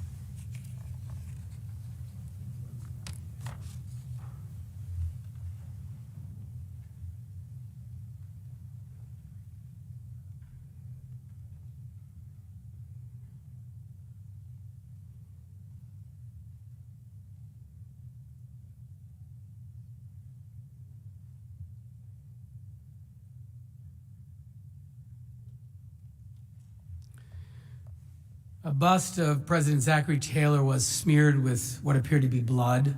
An empty picture frame, presumably robbed of its contents, was found on the floor. And videos of the insurrection captured one man stealing a framed photo, another one tearing a scroll from the wall and ripping it up and throwing those pieces on the floor.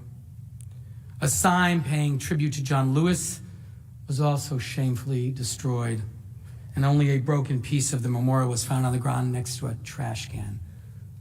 The photo of Mr. Lewis was gone. The damage done to this building is a stain on all of us and on the dignity of our democracy.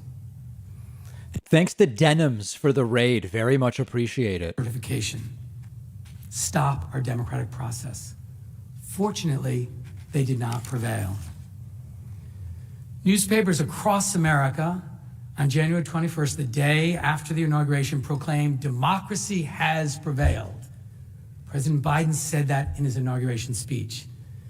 The headline was in so many places because the world's oldest constitutional democracy and the principles underlying it had been attacked and challenged. This wasn't just an attack on the Capitol building and the dedicated people inside. It was an attack on what we were elected to preserve, our democracy. This attack on our elections, on the peaceful transfer of power from one president to the next, didn't even happen during the Civil War. But it did just happen because of the cold, calculated, and conspiratorial acts of our former president, Donald J. Trump. We showed you that the insurrectionists were deliberate, that they came looking for Vice President Pence and Speaker Pelosi ready to kill. When President Trump incited a lawless mob to attack our process, he was attacking our democracy. He was trying to become king and rule over us against the will of the people and the valid results of the election. For the first time ever in our history, a sitting president actively instigated his supporters to violently disrupt the process that provides for the peaceful transfer of power from one president to the next. Think about that for a moment. What if President Trump had been successful? What if he had succeeded in overturning the will of the people in our constitutional processes? Who among us is willing to risk that outcome by letting Trump's constitutional crimes go unanswered? The founders included impeachment in our Constitution not as a punishment, but to prevent. We have to prevent every president, today, tomorrow, or any time in the future, from believing that this conduct is acceptable. Today, we have to stand up for our democracy and ensure we remain a country governed by the people, for the people, by telling Donald Trump and people all across this country and all across the world that his crimes will not and cannot stand.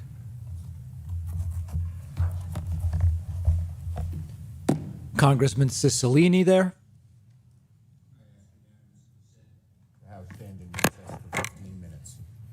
The Senate will stand in recess. I ask unanimous consent the House stand in recess for 15 minutes. The House? That's interesting. Without objection, the Senate will stand in recess. I guess you can refer to either chamber as the House. That's interesting. I've never heard the Senate referred to as the House. I guess it's sort of like saying the chamber. I don't know. All right, we are about. Well, I guess we don't know. Somewhere between 25 and 50% of the way through day 3, the second day of the prosecution, not expecting to use the full 8 hours that they have available today. There is Willard Mitt Romney walking off to wherever he's going to, and we will see a number of the senators exit. There is another guy, and this officer's strongly double-masked, looks like surgical plus cloth, which we're seeing now recommended by the CDC. Okay, so a lot, very, very much happening today, and I'm trying to catch up with everything. I am going to read some super chats. I know I am way, way, way behind on super chats. So much is going on. I want to say thank you to Mila Tempest, as well as Durgees, Matt O'Hayho, Scowl, Disposable, and a bunch of other people for signing up via Twitch. 6 more people just did that. That puts us at 27. I also want to say a huge thank you to Grant Westerfield as well as Brian Kelly for signing up at joinpacman.com. As many of you know, January was a tough one from the standpoint of website memberships. It's just tough out there from the standpoint of finances for a lot of people, given what's going on. And appreciate everybody who's been signing up lately. The coupon code is working absolutely fine. The coupon code has not been deactivated. The coupon code is not case sensitive. The coupon code is working perfectly at joinpacman.com. So consider yourselves invited to sign up. I would love to thank you momentarily. Let's look at a few super chats that have been coming in. David Gitlin says, without anonymous vote, this is pointless. Well, it's not pointless, but we know the outcome is a better way, I think I should say it. Dave the Bass says they should turn the camera around and show the GOP senators reading and sleeping. Yes, I have a report about that today on our podcast. I hope all of you are subscribed to the podcast. It's free. And we talk about Rand Paul was missing for a bunch of yesterday. Mike Braun was sleeping, like really asleep. Chuck Grassley reportedly snuck in a tablet of some kind and had it kind of placed where it looked like he was just looking down at his desk, but he was reading on a tablet. It's crazy what's going on. Some senators reportedly just touring the Senate bathrooms and seeing if any actually require 15 flushes, as Donald Trump predicted they would under Joe Biden. Joe Shalhoub says, the more I hear about Donald Trump, the more I don't care for him. I saw how you held your glass as you took a drink of water. Oh, yeah, I just drink water. Oh, okay, here's the schedule. House managers get up to 8 hours today. Defense gets 8 hours Friday, 8 hours Saturday, although rumors are that they will not use the full time. Then there will be questions, witnesses, closing, and vote well into next week. That's what we are expecting.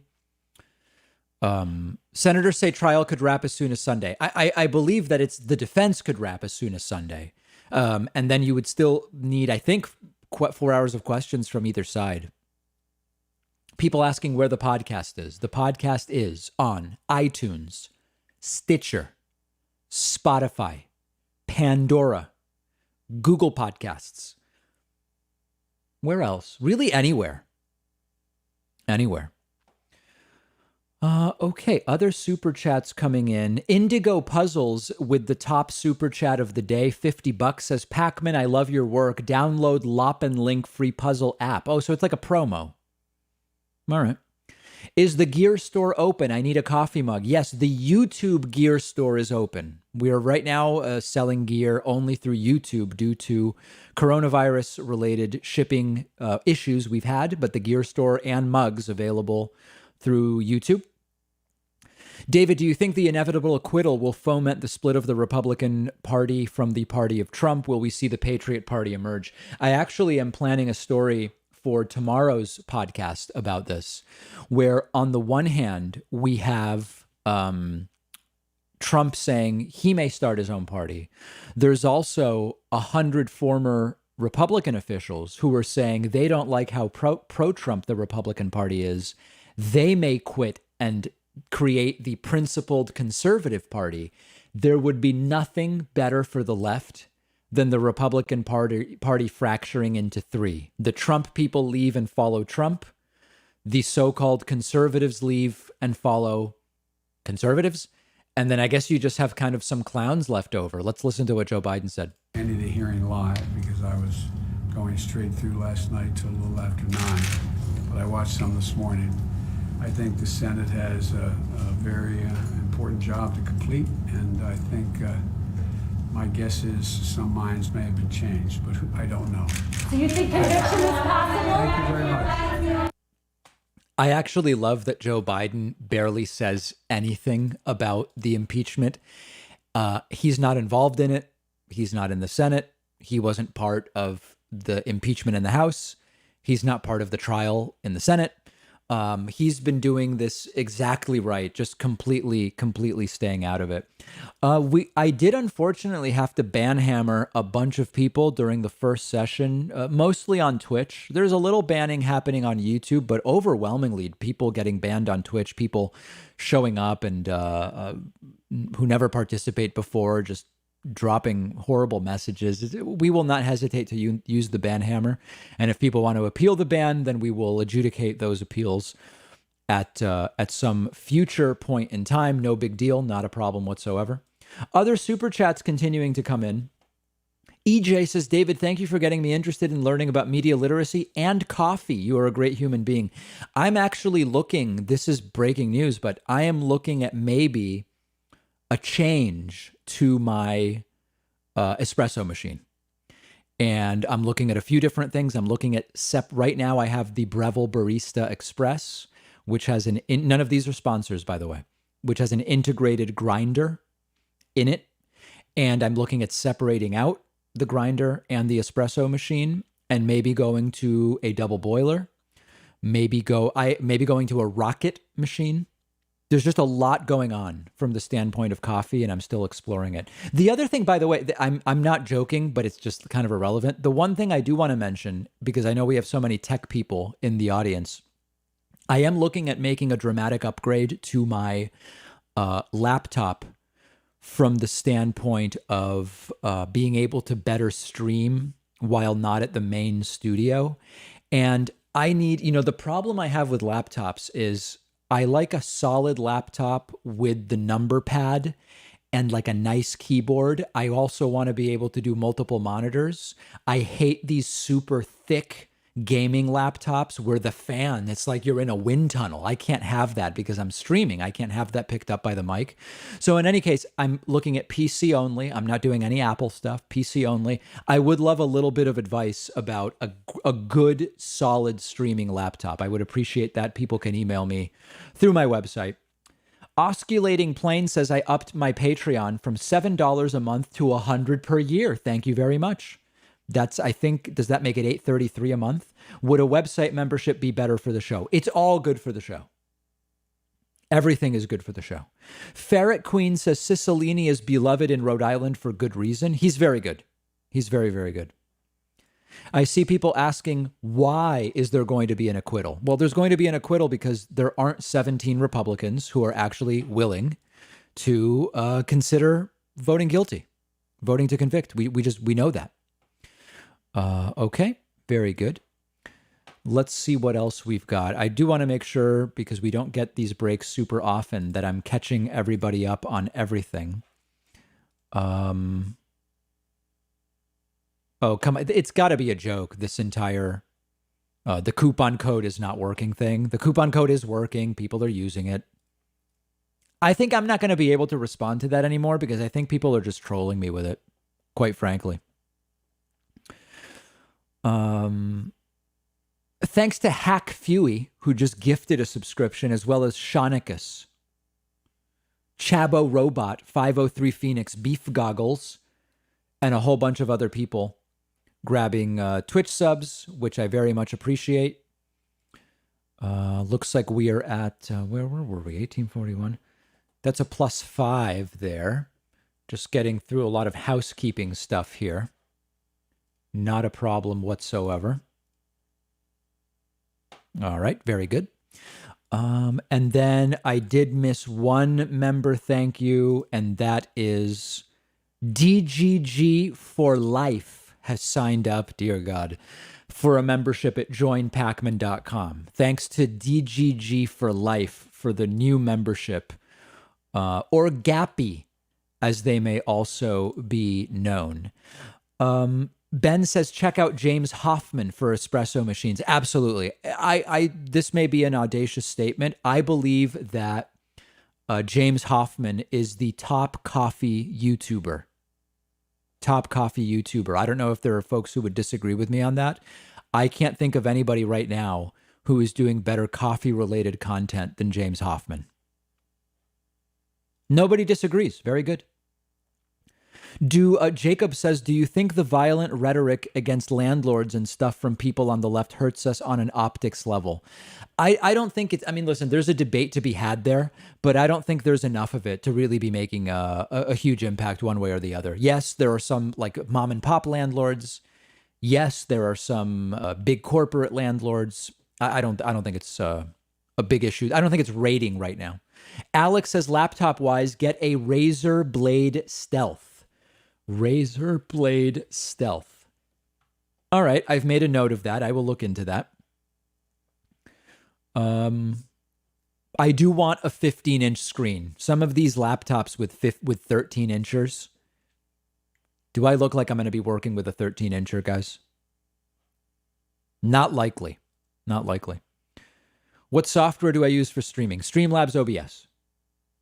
I use Streamlabs OBS, and I'm very, very happy with it, I must say. No complaints whatsoever. I do stream left-handed for people who are asking. Yeah, left-handed. Thanks to Barden Breakfast as well. Appreciate that. People asking if we're missing things. We are missing nothing. We are missing nothing. Live is on the left. The Senate is in recess until the bottom of the hour. Okay. Could I somehow get a laptop for streaming that also makes coffee? That's interesting. That's actually very interesting. I wouldn't be against that. Bobby says, David, highly recommend a Lilith Bianca dual boiler with flow control for value. Beautiful machine, niche zero. Also a great grinder. Blanca espresso. What does the Lilith Bianca look like? Oh yeah, this is similar to the Rocket. That's similar, yeah. No, that's an interesting machine. Maddie says, easiest 100-0 vote ever. Republicans better grow a spine. Listen, guys, when I say that this is going to an acquittal, it's not because I'm prejudging anything. It's that most Republicans have already prejudged and said they're going to vote to acquit. I know people get mad every time I say it, but it's just the reality. Connor Lazaro says, I put a coupon in my disk drive. Now it's stuck. That sounds like a problem. Agent 47 says, David, is there a full version of your show's intro? I really like it. I don't know the answer to that. I'm not sure. Yeah, there must be somewhere. Mocha pot. Some people recommending the Mocha pot. Yeah, the Mocha pot's not bad. It's a nice little device.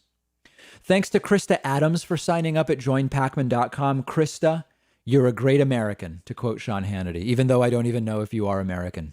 But I appreciate that. Yeah, people are coming in and saying they doubt that there would be enough votes for conviction, but will some Republican senators change their minds? Yes, I am expecting some Republican conviction votes. I think that it won't be 17, but I am expecting some Senate votes from Republicans to convict. And we will know soon. We will know very, very soon.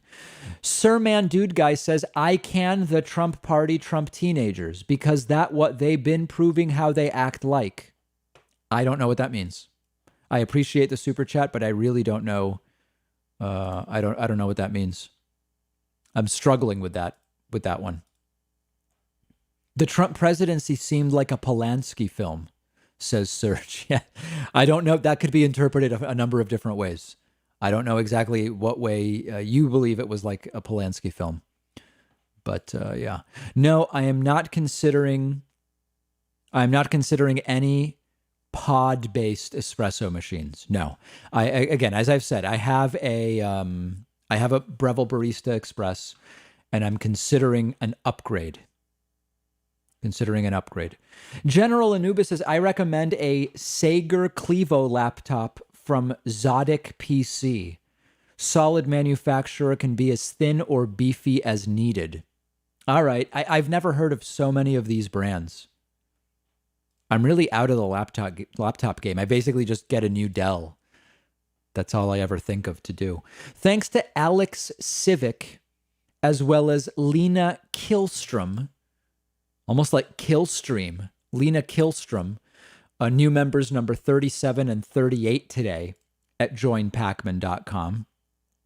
Why am I discriminating against pod-based espresso machines? Come on, guys. Come on. We can't. I'm not going to delve into that. You all know I haven't been to a fast food restaurant in 18 years. I consider pod-based coffee machines the equivalent of a fast food restaurant. All right? Thank you. When will the conviction vote happen? I would say no earlier than Sunday and probably no later than Wednesday, something like that. David, get a laptop with a docking station. The docking station is great for multi-monitor setups. Also, you could use the laptop's keyboard or a separate keyboard. Yeah, but then I'm bringing a keyboard, a laptop, a docking station. Now I'm bringing a whole bunch of stuff around. Is it a bad thing to demonize any Republican who votes against conviction because they totally deserve it? Well, I don't know about demonize, but we should be able to say that their vote was wrong. Would I consider, Stephen wants to know if I'd consider more engagement with other online left creators. You are a great influence on them and for the online left scene as a whole. Well, I appreciate that. I'm pretty full on in terms of a schedule, so I don't know how much more engagement I can really do, but always glad to help build the community. I call the Trump party Trump teenagers, says Sir Man Dude Guy. Can Trump still run for president if he is in prison? Don't know. That's a good question. You'd have to ask a lawyer about that. Bustanut Inue says, I highly recommend Breville products. Yes, I have a Breville machine now, and it's a great machine. Noogie has subscribed for 7 months and says, love you, Packies. Appreciate that. Thank you very much. Leaf Westermark has sent a super chat, and I'm just struggling to see it. Weird. Lenovo Legion 5 or 7. Have you tried roasting beans at home? It's great fun. A friend of mine has a roaster, and we roasted like a quarter cup of beans once. It was okay. I mean, he buys these 50-pound bags of green coffee beans and then roasts them. A little more work than I'm willing to do on a day-to-day basis, but I did participate once in a roasting session. Elements of roasting took place. Big thank you to Tim Gapinski. Tim just signed up at joinpacman.com and his new member 39. We're standing by for the start of the next couple of hour session of the last day of the House manager's prosecution. Tomorrow the defense will start. We don't know if it will be led off again by Bruce Castor, or whether they're going to skip directly to David Schoen, which probably would be smarter based on what we saw from David Schoen on Monday. Was really, really ugly and did not do Trump any favors. Interesting article from the Washington Post and Josh Dawsey about how Trump is basically miserable down in Florida watching what's going on. Someone recommending that I do a mini ITX build. Here's the thing, guys. I know that it's the cool thing. Nobody's legit unless they're building their own laptop now. I just need to buy a laptop. So I'm sure that I can get a 15% better computer for 15% less money if I build it. But I just need to buy a laptop. That's the way it works. And I need a laptop that will be fully powerfully enabled for streaming multiple elements in the future. Dell XPX 15 is being recommended by Mr. Rad. I'm not familiar with that one. You know, the problem with a lot of Dells is, in order to make them super thin, they have these tiny, uncomfortable laptop keyboards. I need like a strong, comfortable laptop keyboard. A lot of Lenovo recommendations, which sounds interesting. Hamad Al-Duage says, I say this as a fan, but I feel you pretended not to know Jimmy Dore to avoid having an opinion on the Forced to Vote. I never pretended not to know who Jimmy Dore was. That never happened. The first time I got a call about Forced to Vote, I just hadn't heard about Forced to Vote. I never pretended to not know who Jimmy Dore was. This just never happened. And this is the problem, Hamad. People start repeating these false claims. Oh, David pretended not to know who Jimmy Dore is. Never happened. What happened is the first time someone called in about Forced to Vote, I hadn't heard about it. That's it. Then I heard about it. Dom says you should have Richard Wolff on the show soon. I was just on his show not long ago. Joshua Davies says, I greatly appreciate the channel. It's been invaluable as I've been expanding my political horizons. Mitt Romney is my uncle. Is that true? But your ideas have been convincing. Just left the Republican Party. Yeah, anybody wearing a suit in their YouTube profile icon, I believe at some point was a Republican. I believe that. James Spielmaker says, Pacman, are you human? I'm suspicious are your calm demeanor and even-handedness. Thanks for your voice. Thanks, James, I think.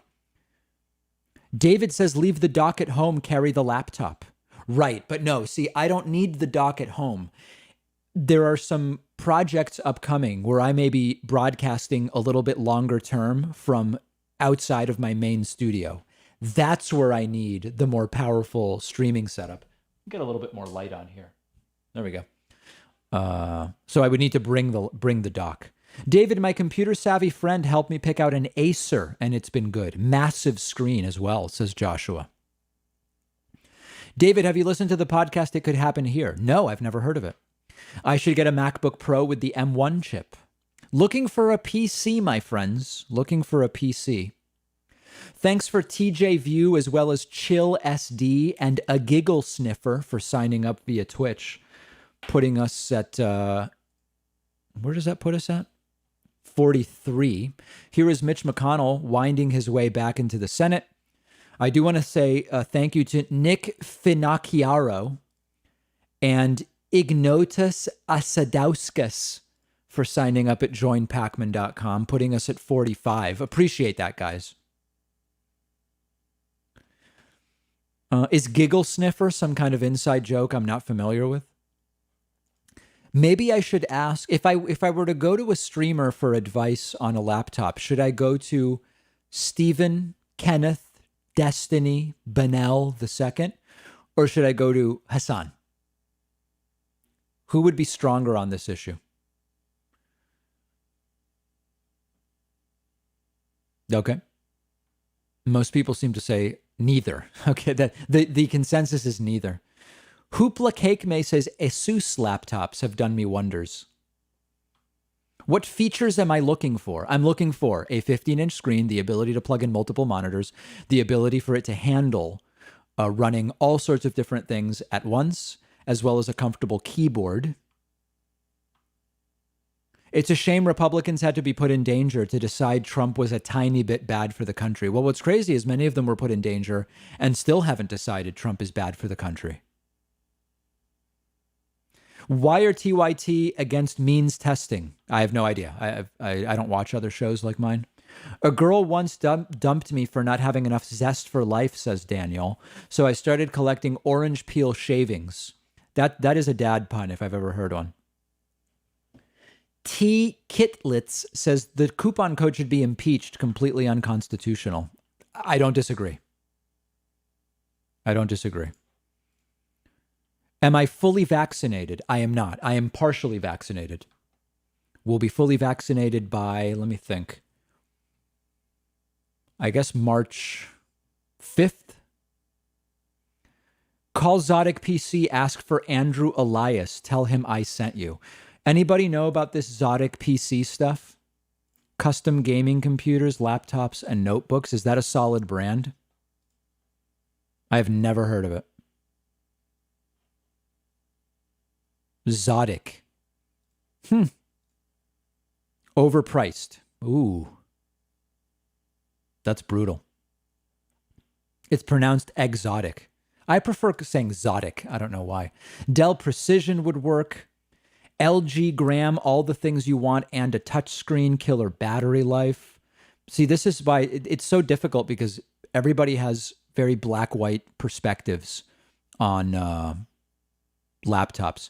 Get an Aurora 7 laptop with 7 screens.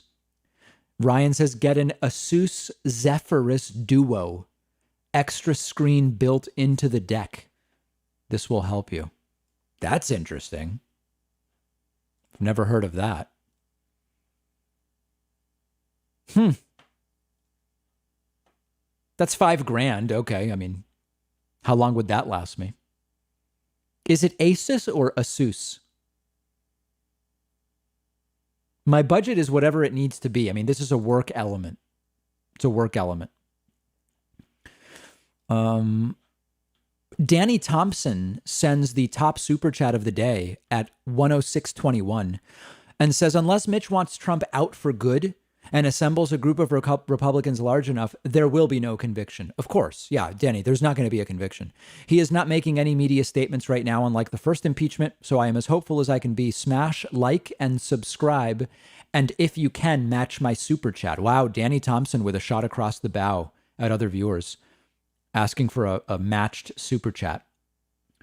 David, did you know 10 plus 10 and 11 plus 11 equals the same thing? No, I did not. No, I did not. Instead of going through the trial, which we all know the result, says Mart, why can't the Senate and Congress focus on the relief package? My understanding is that they can. They have until noon each day to do other business. Use Stints Built. He builds laptops. Builds for streamers. Yeah, I should get a desktop computer and drag it around with me. No, in all seriousness, if people really have suggestions on laptop stuff, email me through my website. Oh my God, I have 1, 2, 3, 4, 5, 6, 7 emails about it, including people offering to do consultations for me. Wow. Okay, maybe don't email me anymore. I've already gotten a bunch of emails. Do I prefer streaming on another platform? No, I'm happy with the platform I have. The platform I have is working fine for me. CNET reviews. You want the best MacBook Pro alternative category. Docks are dead. Use USB-C. Do people agree with that? No more docks. I can get everything I need with a USB-C. What do you plug in? You plug in a hub to USB-C and then plug in whatever monitors you need? Is that the gist? Rather than a dock? USB monitor, lightning port. Okay, that's fair. Yeah, see, this is good. I'm learning about it. Thanks to Meat Roomba for 3 months on Twitch. Also appreciate the gift from Canned Caviar. CGJ has also signed up. TJ View as well. Lots of great people. Yeah, I'll go through all those emails about laptops later. I mean, it's like, you know, it's hard to buy a laptop while streaming. How on earth did I get a vaccine if I'm young and not working in healthcare? So there are, unfortunately, lots of places that are ending up with unused doses. And I was fortunate enough to know someone who is running the vaccine program at a location and said, I keep a list. I have a commitment to zero wastage. We get cancellations. We get different things. Around 8 p.m., I will know if I have a few leftovers. If you want one, I will put you on the list. We don't want to waste a single one. And that's what happened. All right. Thank you very much. More people telling me about a laptop with 7 screens. Sinful Solutions matching a super chat, not with 10621, but 1621. Still appreciate that. I know I'm falling behind and I forgot to thank some people. Thanks to Brittany Miller for signing up at joinpacman.com. Thanks, Brittany. Very much appreciate that. Brittany using the coupon code and it worked perfectly. Absolutely perfectly. How long do we expect this to go today? A common question from many people. Probably 5-ish more hours. Up to 5-ish more hours. I mean, I'm hoping they don't use all of their time. They've made their case.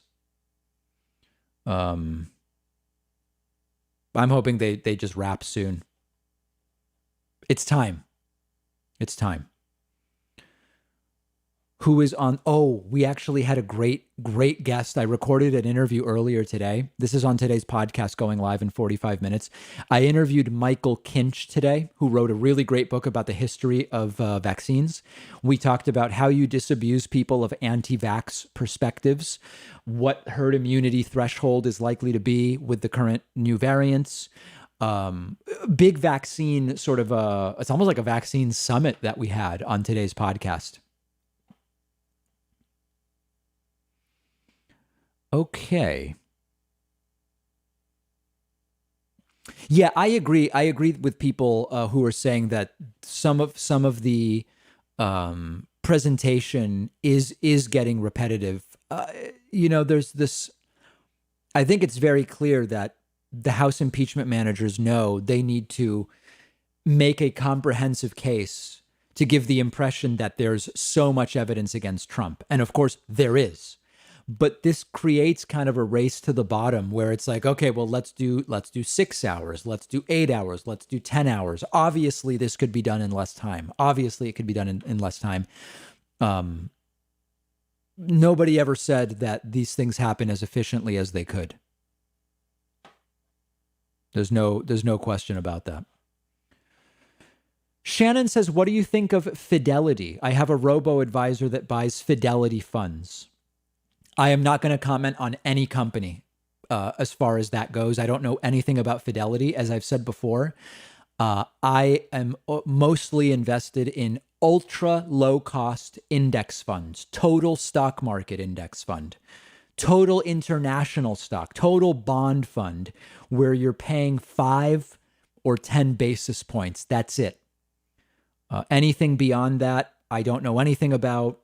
If you're getting charged 3% or something like that, or even 50 basis points, it's just too much. Someone sent a $200 super chat, I'm being told. Let's see. Unable to find it. Oh no, here it is. Oh my goodness. Hoopla Cake Mace. Oh my God. Thank you. Hoopla Cake Mace sent a $200 Canadian super chat and says, matched the super chat. Put this to the new computer, buddy. Thank you. Thanks, Hoopla. Very much appreciate that. I apologize I didn't see that. But now I did. That is strong. That's really, really strong. Mr. 337 says, get a thin business production laptop and purchase an external dedicated GPU for monitors and streaming. You can take the laptop for production tasks and there will be no heat or noise. Yeah, see, this is what I need advice on. Like, what's actually most efficient? Is it walking around with a dock and a laptop, or a laptop and an external GPU, or some kind of hub for USB-C? Who the hell knows? Who the hell knows at this point? It's very difficult to know. Ted Cruz was tweeting about breast milk during the trial. It was utter insanity. That can't be true. I can't imagine that that's true. Seems hard to imagine. Talk to Destiny about the best laptop build. Yeah, I just don't know. I don't know what he knows about laptops. Thanks to Julian Pettis for signing up at joinpacman.com, putting us at 50 today. Appreciate that. We are standing by. They are in recess until 15 minutes ago and not yet back. Ah, here we go. They are back. Will continue as well. Live coverage on C-SPAN 2.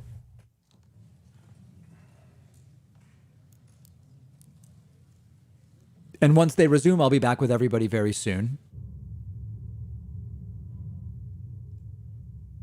Let's see what the path forward is here. Thank you, Mr. President.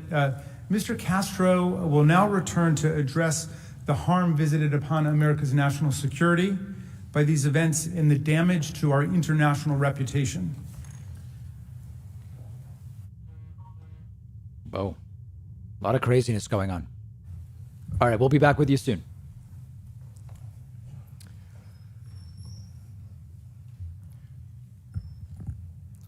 My colleagues discussed with you the many harms to our nation as a result of President Trump's conduct. Now, I'd like to spend some time talking about the harm to our national security and our standing in the world. On January 6th, when President Trump incited a mob to march to the Capitol, he led them to a building that houses some of our nation's most sensitive information. And consider who was part of that mob. Some of the individuals were on the FBI watch list. The past behavior of some individuals led here by President Trump so alarmed investigators that their names have been added to the National Terrorist Screening Database. And at least one of the insurrectionists may have intended to steal information and give it to a foreign adversary. According to charging documents, Riley Williams allegedly helped steal a laptop from Speaker Pelosi's office to, quote, send the computer device to a friend in Russia, who then planned to sell the device to SVR, Russia's Foreign Intelligence Service. While we can't be certain if or how many foreign spies infiltrated the crowd, or at least coordinated with those who did, we can be sure that any enemy who wanted access to our secrets would have wanted to be part of that mob inside these halls. And the point is this: many of the insurrectionists that President Trump incited to invade this chamber were dangerous. People on the FBI watch list, violent extremists, white supremacists. And these insurrectionists, incited by President Trump, threatened our national security. Stealing laptops again from Speaker Pelosi's office, taking documents from Leader McConnell's desk, snapping photographs, as you saw in the videos earlier, in sensitive areas, ransacking your offices, rifling through your desks. The President of the United States, the Commander-in-Chief, knew the risk of anyone breaching the Capitol. He swore an oath to preserve, protect, and defend this country. And yet, he incited them here to break into the Capitol. Senators, as you all know, we have spent trillions of dollars building the strongest military in the world and billions of dollars on the most sophisticated weaponry on the planet to prevent the kind of attack that occurred at this Capitol on January 6th. And here's what the insurrectionists incited by President Trump did. Hey, let's take a seat, people! Let's take a seat! Nancy Pelosi. Let's vote on some shit! Oh my God, we did this shit. We took this shit. I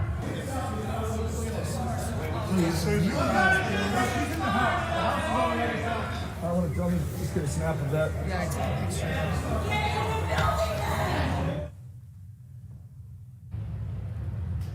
In many ways, this room is sacred, and so are the traditions that it represents. They've been carried on for centuries. Congress has declared war 11 times on this floor, including entering World War II. And Congress passed the Civil Rights Act and expanded the right to vote to ensure that no matter your race or your gender, you have a voice in our nation. And this floor is where history has been made. And now, our intelligence agencies and law enforcement agencies have the burden to figure out exactly what was stolen, taken, ransacked, and compromised. As acting U.S. Attorney Michael Sherwin explained, quote, materials were stolen, and we have to identify what was done, mitigate that, and it could have potential national security equities. These investigations are necessary now because of the actions of President Trump. And it wasn't just the people that he led here the intelligence agencies have to look into. It's also what they took and what they gathered. And it was the very fact that this building with so much sensitive information and some classified information that this Capitol was breached. And think about it. Every foreign adversary considering attacking this building got to watch a dress rehearsal, and they saw that this Capitol could be overtaken. As Elizabeth Newman, a former Trump administration official, stated, quote, "You have terrorists who would love to destroy the Capitol. They just saw how easy it was to penetrate. We just exposed a huge vulnerability." And it's not just the Capitol. This attack has implications for all government buildings. And Senator Rubio made this point well.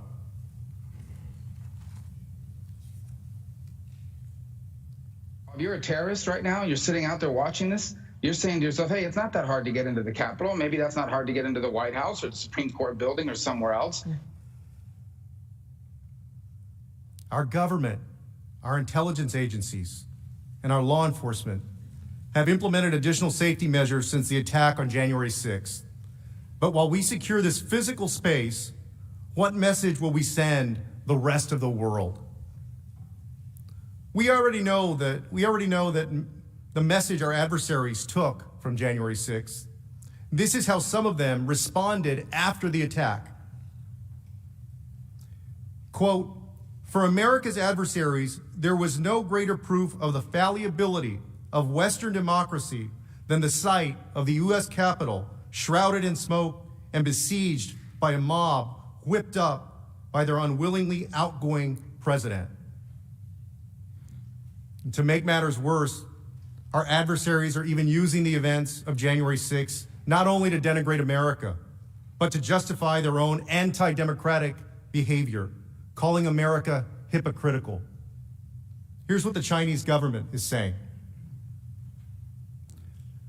The spokesperson for China's Ministry of Foreign Affairs said the Capitol riot should spark, quote, "deep reflection among U.S. lawmakers regarding how they discuss the pro-democracy movement in Hong Kong, suggesting that the U.S. is hypocritical in denouncing Beijing's crackdown in the city while it struggles with its own unrest at home.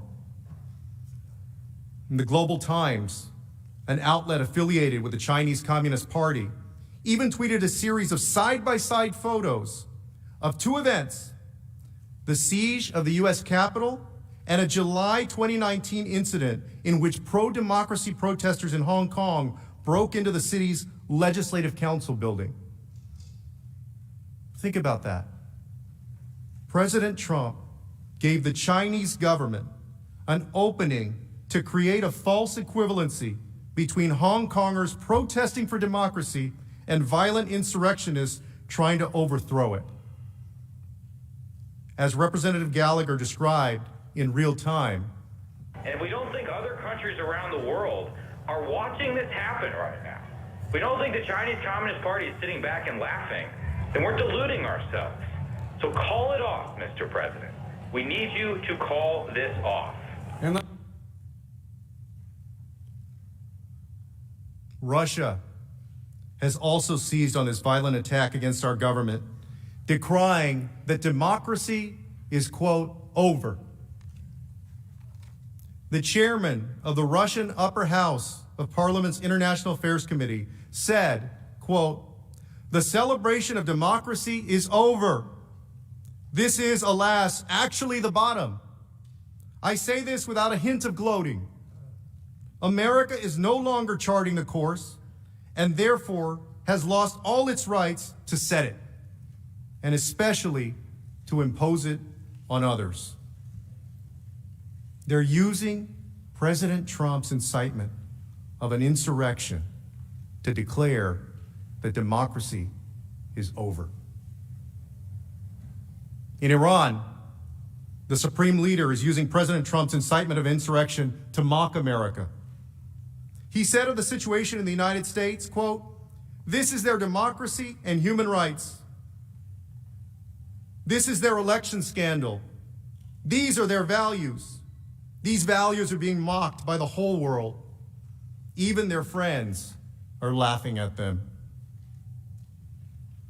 And these statements are serious and pervasive.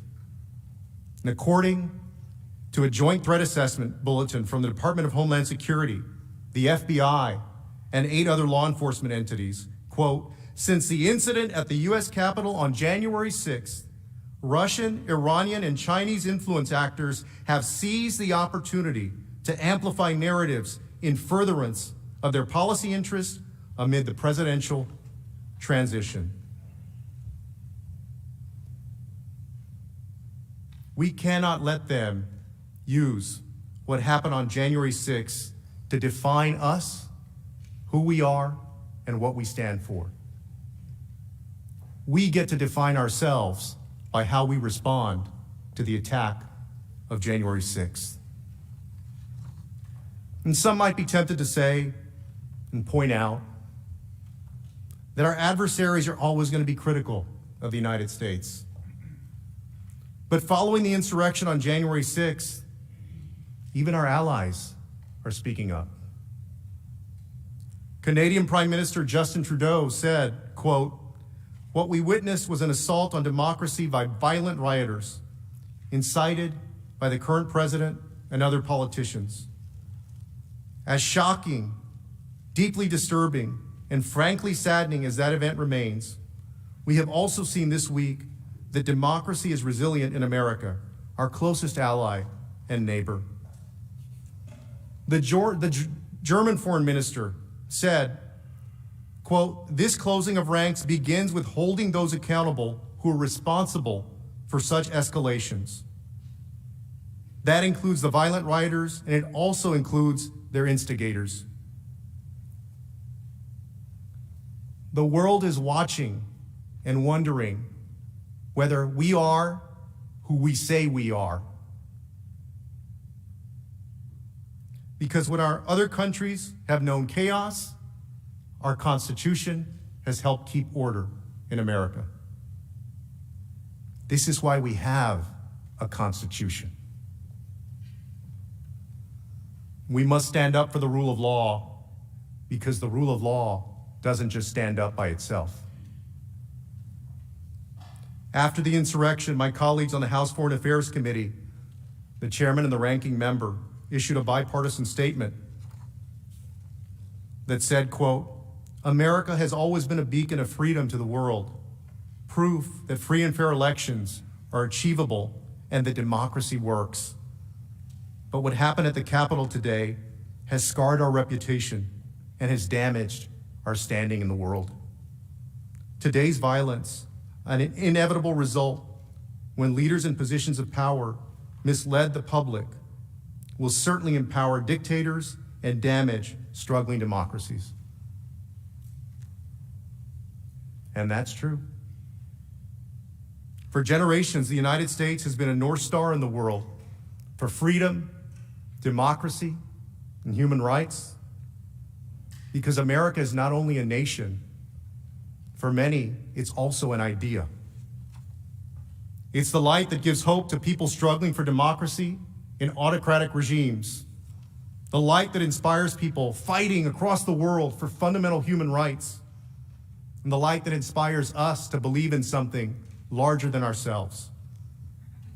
And this trial is an opportunity to respond and to send a message back to the world. And I say this as somebody who loves my country, our country, just as all of you do. There is a lot of courage in this room, a lot of courage that has been demonstrated in the lives of the people in this room. Some folks have stood up for the civil rights of fellow Americans and risked their careers and their reputations, their livelihoods, and their safety, standing up for civil rights. Many members of Congress have risked their lives in service to our country, in uniform, fighting in the jungles of Vietnam, patrolling the mountains of Afghanistan. You served our country because you were willing to sacrifice to defend our nation as we know it and as the world knows it. And although most of you have traded in your uniform for public service, your country needs you one more time.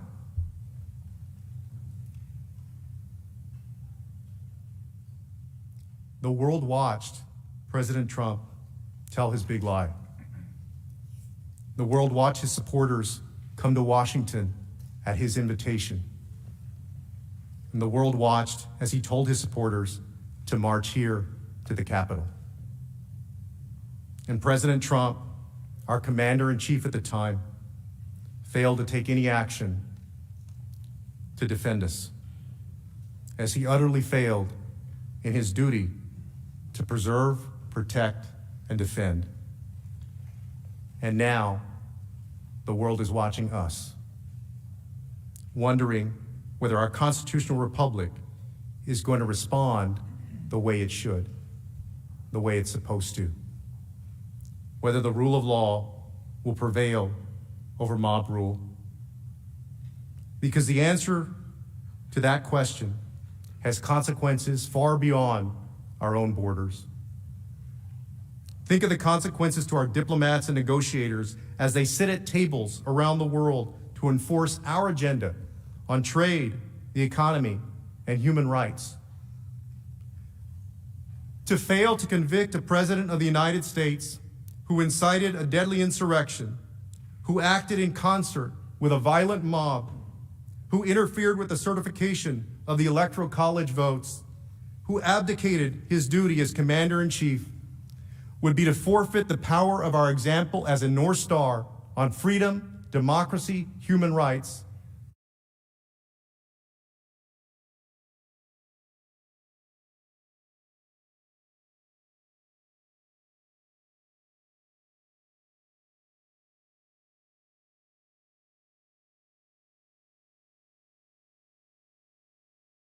And most of all, on the rule of law. And to convict Donald Trump would mean that America stands for the rule of law, no matter who violates it. Let us show the world that January 6th was not America. And let us remind the world that we are truly their North Star.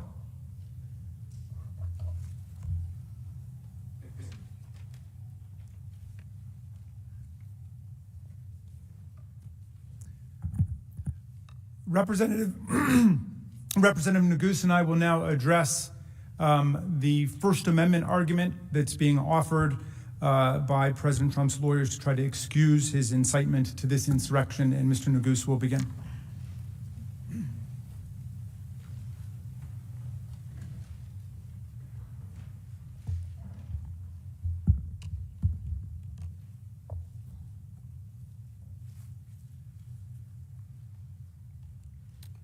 Mr. President, distinguished senators, good afternoon.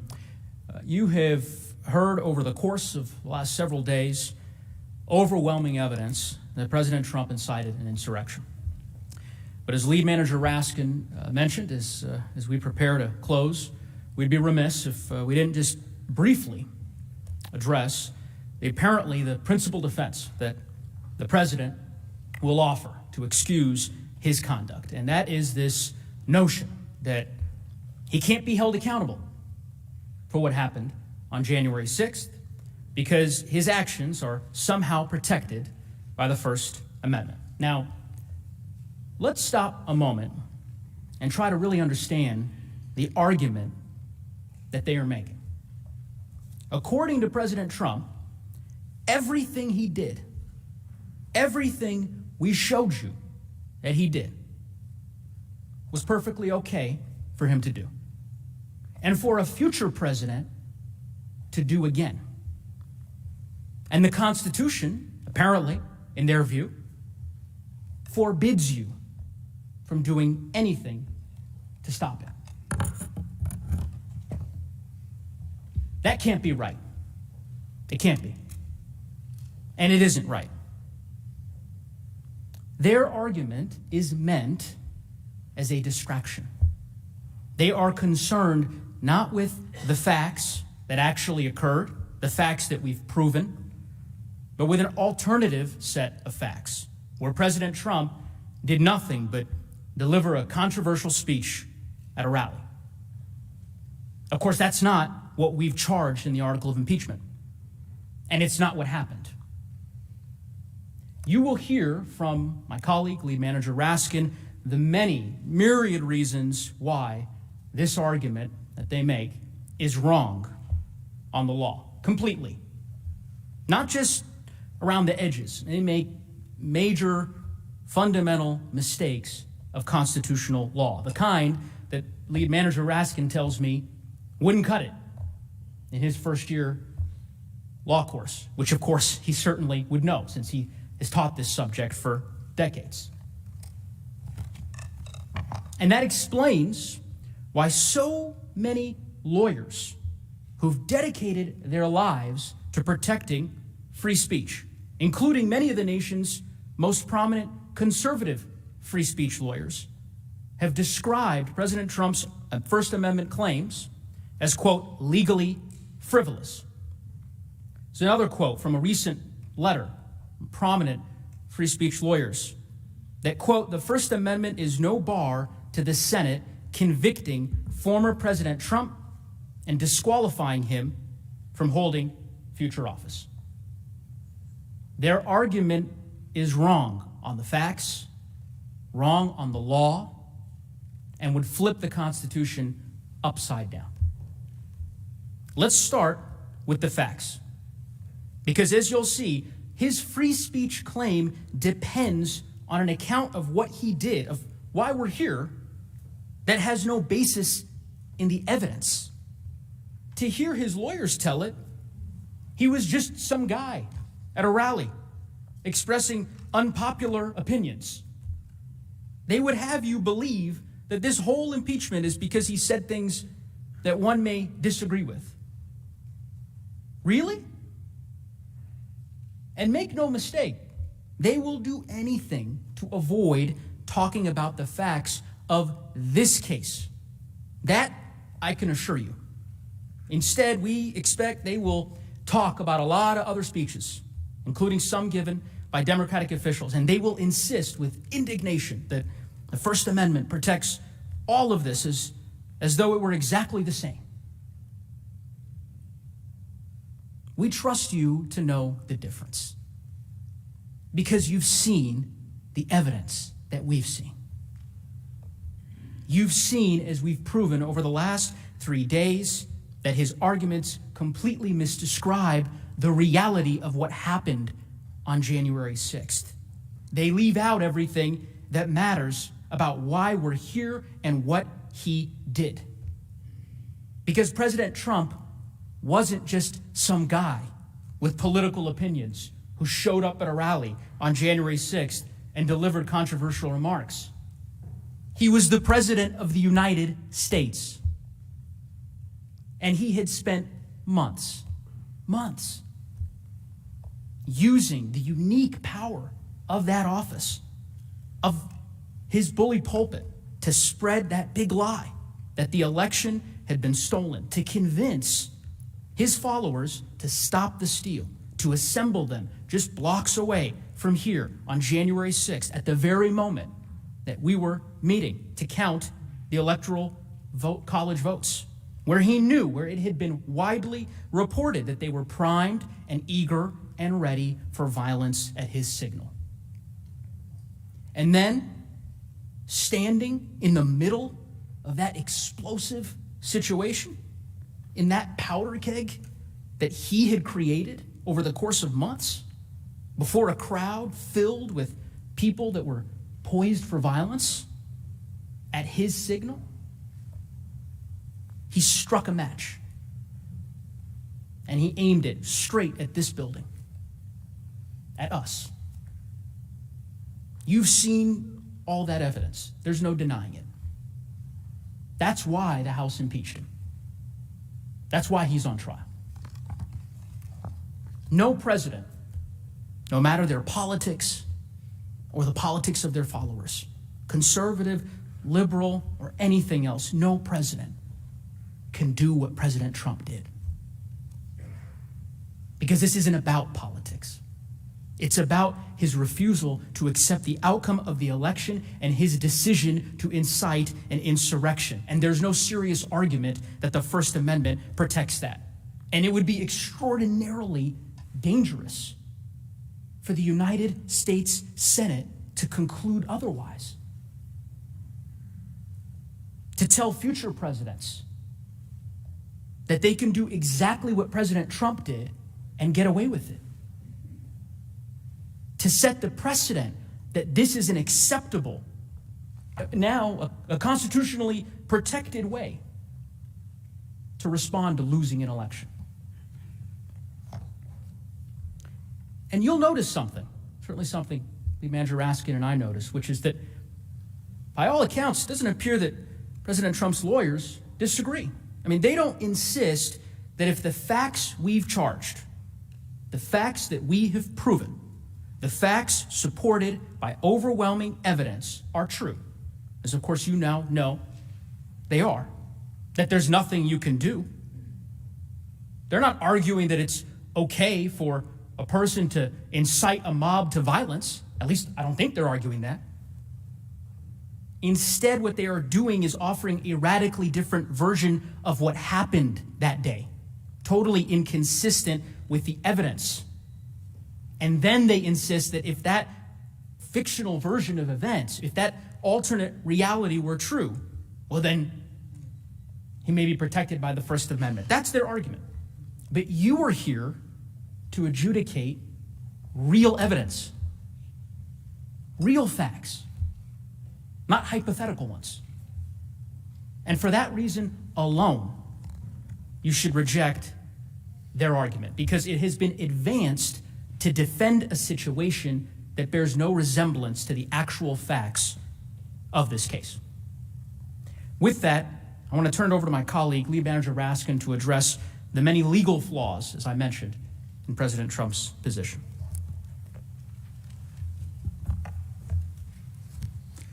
So Mr. Neguse just explained why President Trump's last-ditch First Amendment arguments got nothing to do with the actual facts of the case.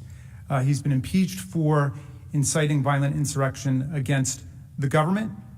Incitement to violent insurrection is not protected by free speech. There is no First Amendment defense to impeachment for high crimes and misdemeanors. The idea itself is absurd. And the whole First Amendment smokescreen is a completely irrelevant distraction from the standard of high crimes and misdemeanors governing a president who has violated his oath of office. Yet, President Trump, we know, has a good way of treating up as down and wrong as right. He tried to pull off the biggest election fraud in American history by overturning the results of the 2020 election, even as he insisted that his own fraud was in fact an effort to stop the steal, to stop a fraud, a vast conspiracy that he blamed on local and state officials of both political parties, the media, election officials, the judiciary, federal, state, members of Congress, many others. Anybody who wouldn't go along with him was part of the conspiracy.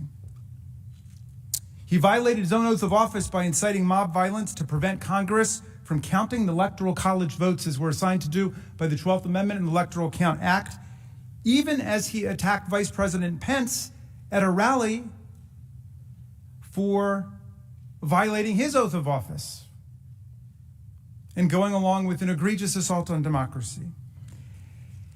Now he argues that the Congress is violating his free speech rights when it was Donald Trump who incited an insurrectionist attack against us that halted speech and debate on the floor of the House and the Senate during the peaceful transfer of power, and that imperiled the very constitutional order that protects freedom of speech in the first place, along with all of our other fundamental rights.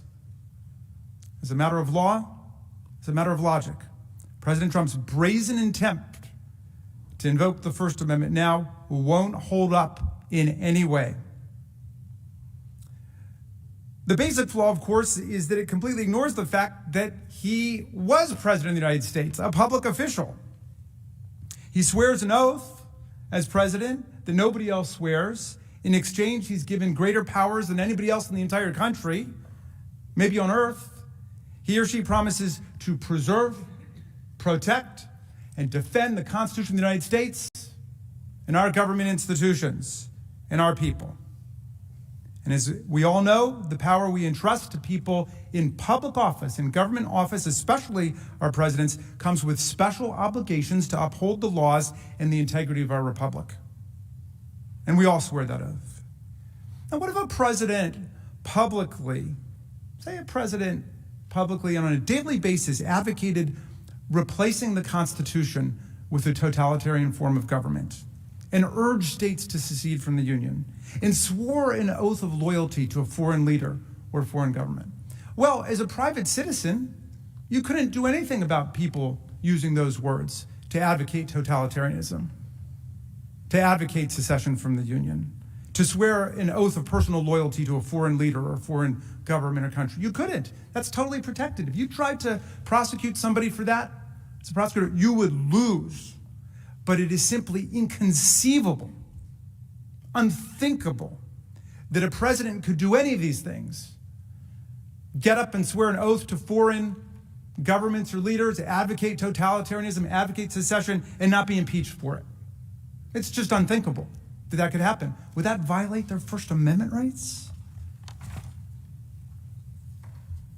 The opposite view pressed here by President Trump's counsel would leave the nation powerless to respond to a president who uses the unmatched power, privilege, and prestige of his or her office, the famous bully pulpit, in ways that risk the ruin of the republic, all for his or her own ambition and corruption and lust for power.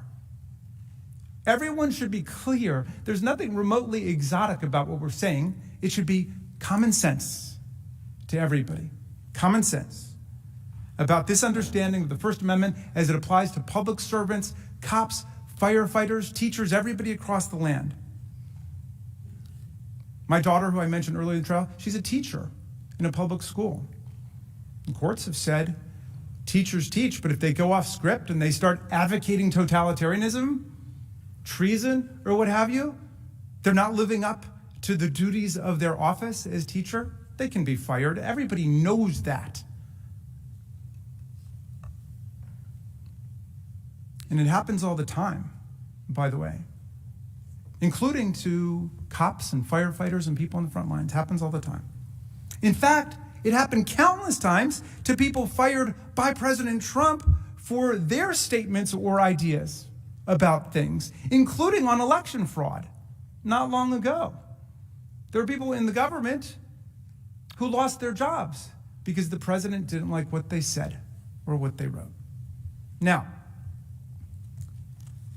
as I mentioned yesterday, and I can't help but repeat it, Justice Scalia got it exactly right on this. He wrote on these cases about how the First Amendment affects people who take on a public office, who take on public employment.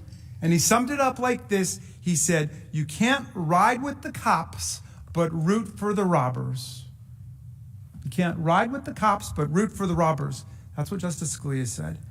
And when it comes to the peaceful transfer of power, to the rule of law, to respecting election outcomes, our president, whoever he or she is, must choose the side of the Constitution.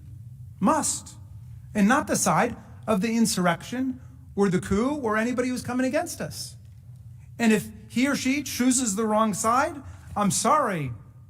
There's nothing in the First Amendment or anywhere else in the Constitution that can excuse your betrayal of your oath of office. It's not a free speech question. But there's more.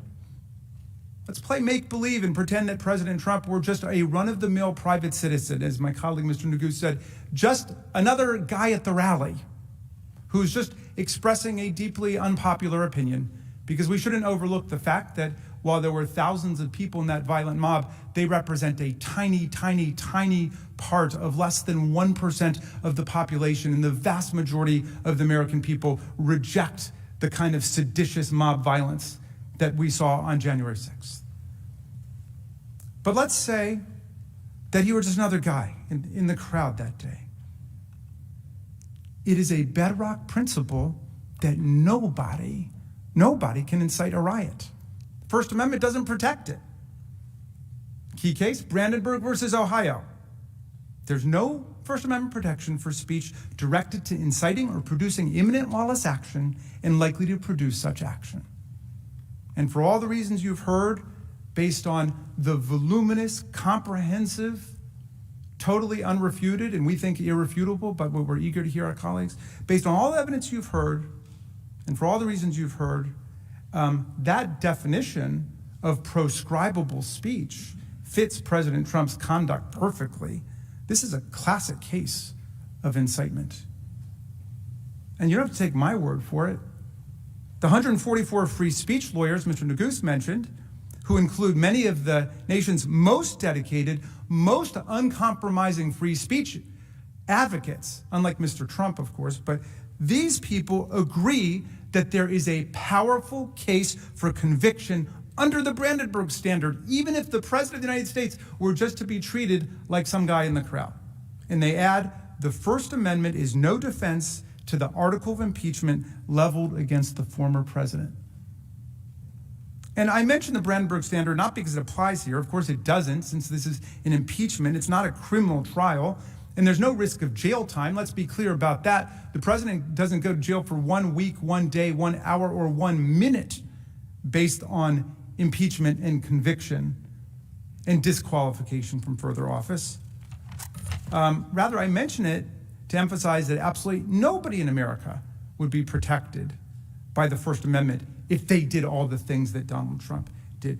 Nobody made Donald Trump run for president and swear an oath to preserve, protect, and defend the Constitution on January 20th, 2017. But when he did, by virtue of swearing that oath and entering this high office, he took upon himself a duty to affirmatively take care that our laws would be faithfully executed under his leadership. All of the laws against federal destruction of property, all of the laws. We expected him in everything he said and everything he did to protect and preserve and defend our constitutional system, including the separation of powers.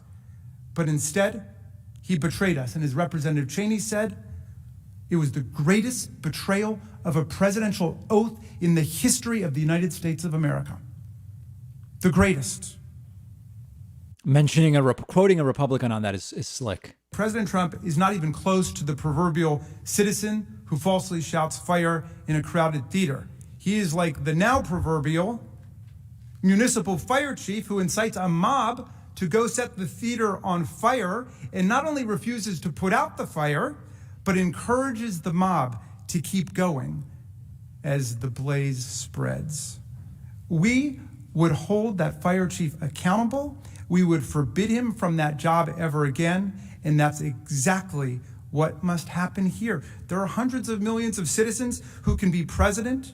Donald Trump has disqualified himself, and you must disqualify him too.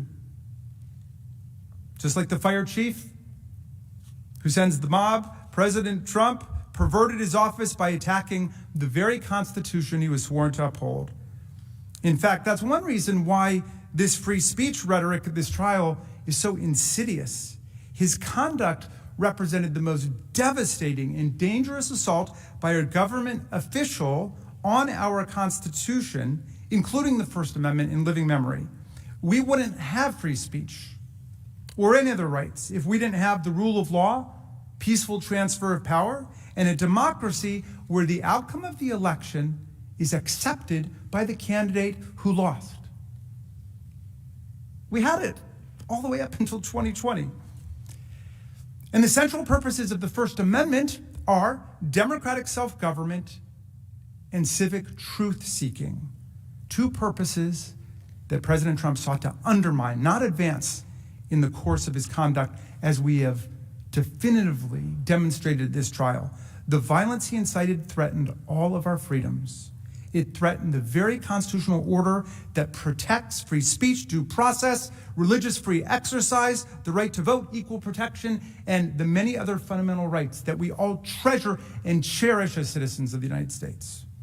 The First Amendment does not create some superpower immunity from impeachment for a president who attacks the Constitution in word and deed while rejecting the outcome of an election he happened to lose. If anything, President Trump's conduct was an assault on the First Amendment and equal protection rights that millions of Americans exercised when they voted last year, often under extraordinarily difficult and arduous circumstances. Remember, the First Amendment protects the right of the people to speak about the great issues of our day, to debate during elections, and then to participate in politics by selecting the people who will be our leaders. And remember, in American democracy, those of us who aspire and attain to public office are nothing but the servants of the people. Nothing, not the masters of the people. We have no kings here. We have no czars. Here the people govern, President Ford said. The people. Most important words of the Constitution are the first three, we the people. But all this means little if a president who dislikes the election results can incite violence to try to replace and usurp the will of the people as expressed in the states, ignore the judicial branch of government, and then run over the legislative branch of government with a mob. President Trump's high crimes and misdemeanors sought to nullify the political rights and sovereignty of the American people. Our right as a people to deliberate, to form opinions, to persuade each other to vote, and then to decide who our president will be. The sovereignty of the people. That's an attack on the First Amendment, I would say. In addition, President Trump's actions were a direct attack on our own freedom of speech here in the Capitol. Members of Congress are sent here to speak for their constituents. That's why we have our own little mini free speech clause, the speech and debate clause. That's literally our job. We come here and represent the views of our people. The attack that President Trump incited forced members of Congress to stop speaking and to literally flee for our lives and the lives of our staffs and our families.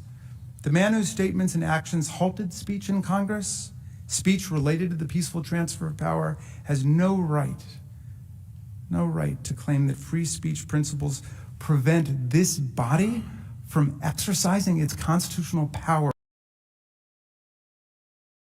is offense against us.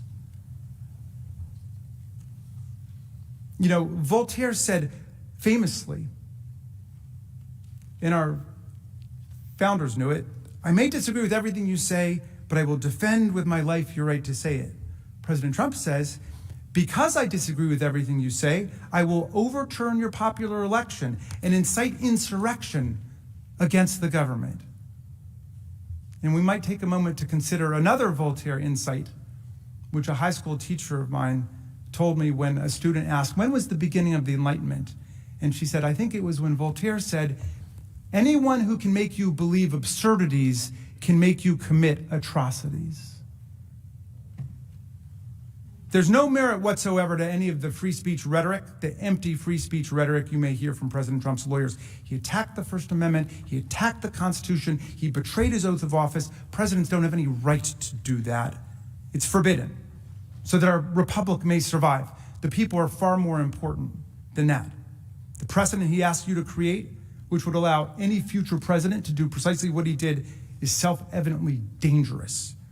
And so there can be no doubt, none at all, the president lacks any First Amendment excuse or defense or immunity. He incited a violent insurrection against our government. He must be convicted. Wow.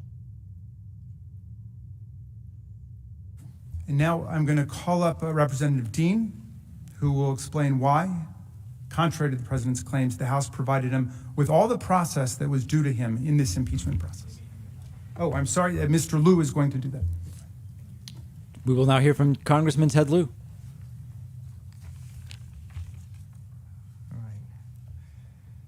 Thank you for your time and your attention. We all heard President Trump's attorneys on Tuesday, and as part of President Trump's efforts to avoid talking about his own conduct, to avoid talking about anything related to his constitutional crime, we expect that President Trump will raise process objections. His due process claims are without merit. Under the Constitution, the House has, quote, the sole power of impeachment. That provision confirms that the House functions as a grand jury or a prosecutor. The House decides whether to bring charges. Now, in other impeachment cases, the House has provided certain deliberative and procedural privileges to the person being impeached, but those are exactly that, privileges. They are discretionary. The House has the power to decide its own rules, how it wants to pass the article of impeachment. And in this case, the House debated the article of impeachment and passed it on a bipartisan vote. I'm a former prosecutor, and I just want to add that I've had the opportunity to decide whether to bring charges. And when you see a crime committed in plain view, prosecutors don't have to spend months investigating before they bring charges. I note that in this case, in fact, hundreds of people have been arrested and charged by prosecutors for the violence on January 6th. There was no reason for the House to wait to impeach the man at the very top that incited the violence. I also like to emphasize that the House had good reason to move quickly. This was an exigent circumstance. This was not a case where there was hidden conduct or some conspiracy that required months and maybe years of investigation. This case does not raise very complicated legal issues. The gravity of the president's conduct demanded the clearest of responses from the legislature, particularly given that the president was still in office at the time the House approved this article, and rumors of further violence echoed around the country. They still do. There must be absolutely no doubt that Congress will act decisively against a president that incites violence against us. That is why the House moved quickly here. And President Trump, who created that emergency, cannot be heard to complain that the House impeached him too quickly for the emergency he caused. Another point on the due process question. Earlier in this trial, President Trump's attorneys suggested that the House somehow deliberately delayed the transmission of this article of impeachment. That is simply not accurate. When the House adopted this article of impeachment on a bipartisan vote, we were ready to begin trial. But the Senate was not in session at the time. And when we inquired as to our options, Senate officials told us clearly and in no uncertain terms that if the clerk of the House attempted to deliver the article of impeachment to the Secretary of the Senate before the Senate reconvened, that the clerk of the House would have been turned back at the door. That's why the trial did not begin then. It's another reason why the president's objections of due process are meritless. And finally, let me just conclude that you all are going to see and have seen a full presentation of evidence by the House, and you're going to hear a full presentation by the president's attorneys. You're going to be able to ask questions. The Senate has the sole power to try all impeachments. President Trump is receiving any and all process that he is due right here in this chamber.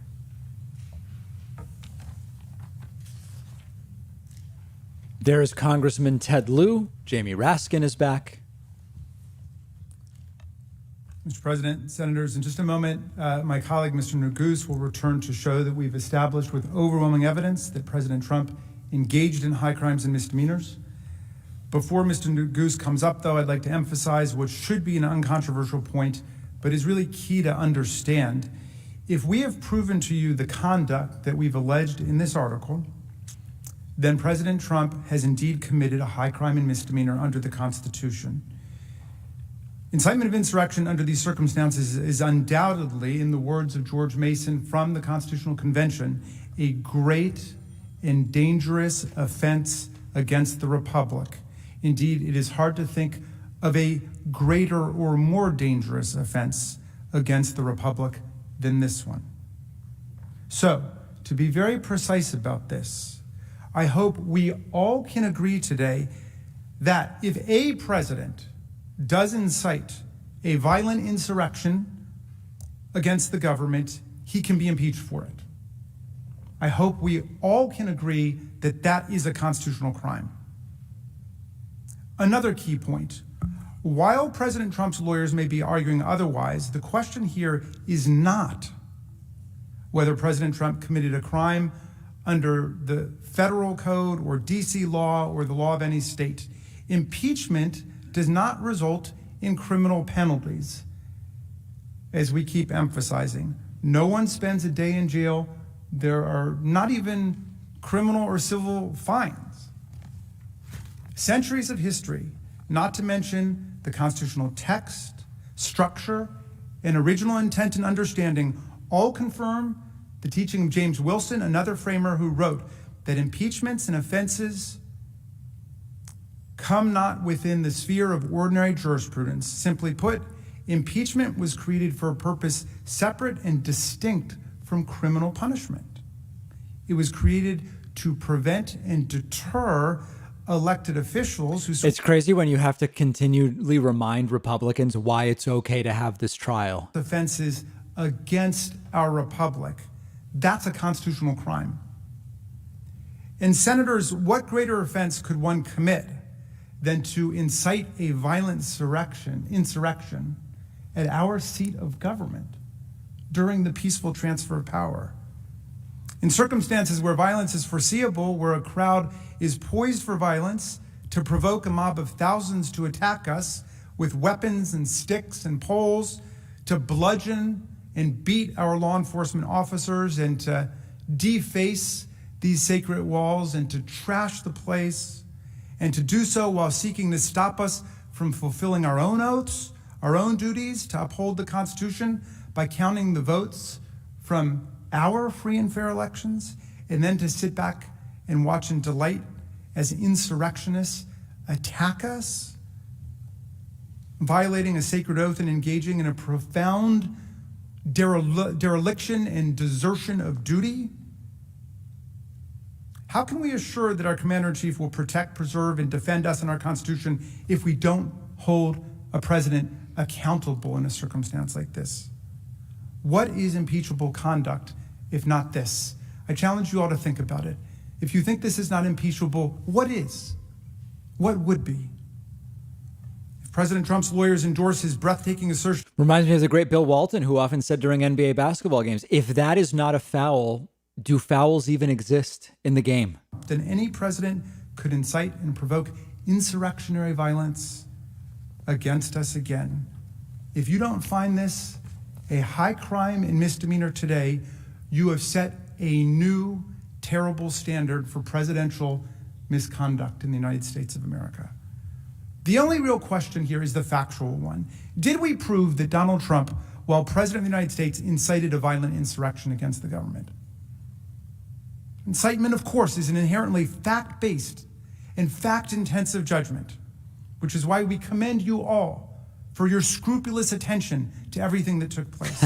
I think that's being sarcastic. But we believe that we have shown you overwhelming evidence in this case that would convince anyone using their common sense that this was indeed incitement, meaning that Donald Trump's conduct encouraged violence, the violence was foreseeable, and he acted willfully in the actions that encouraged violence.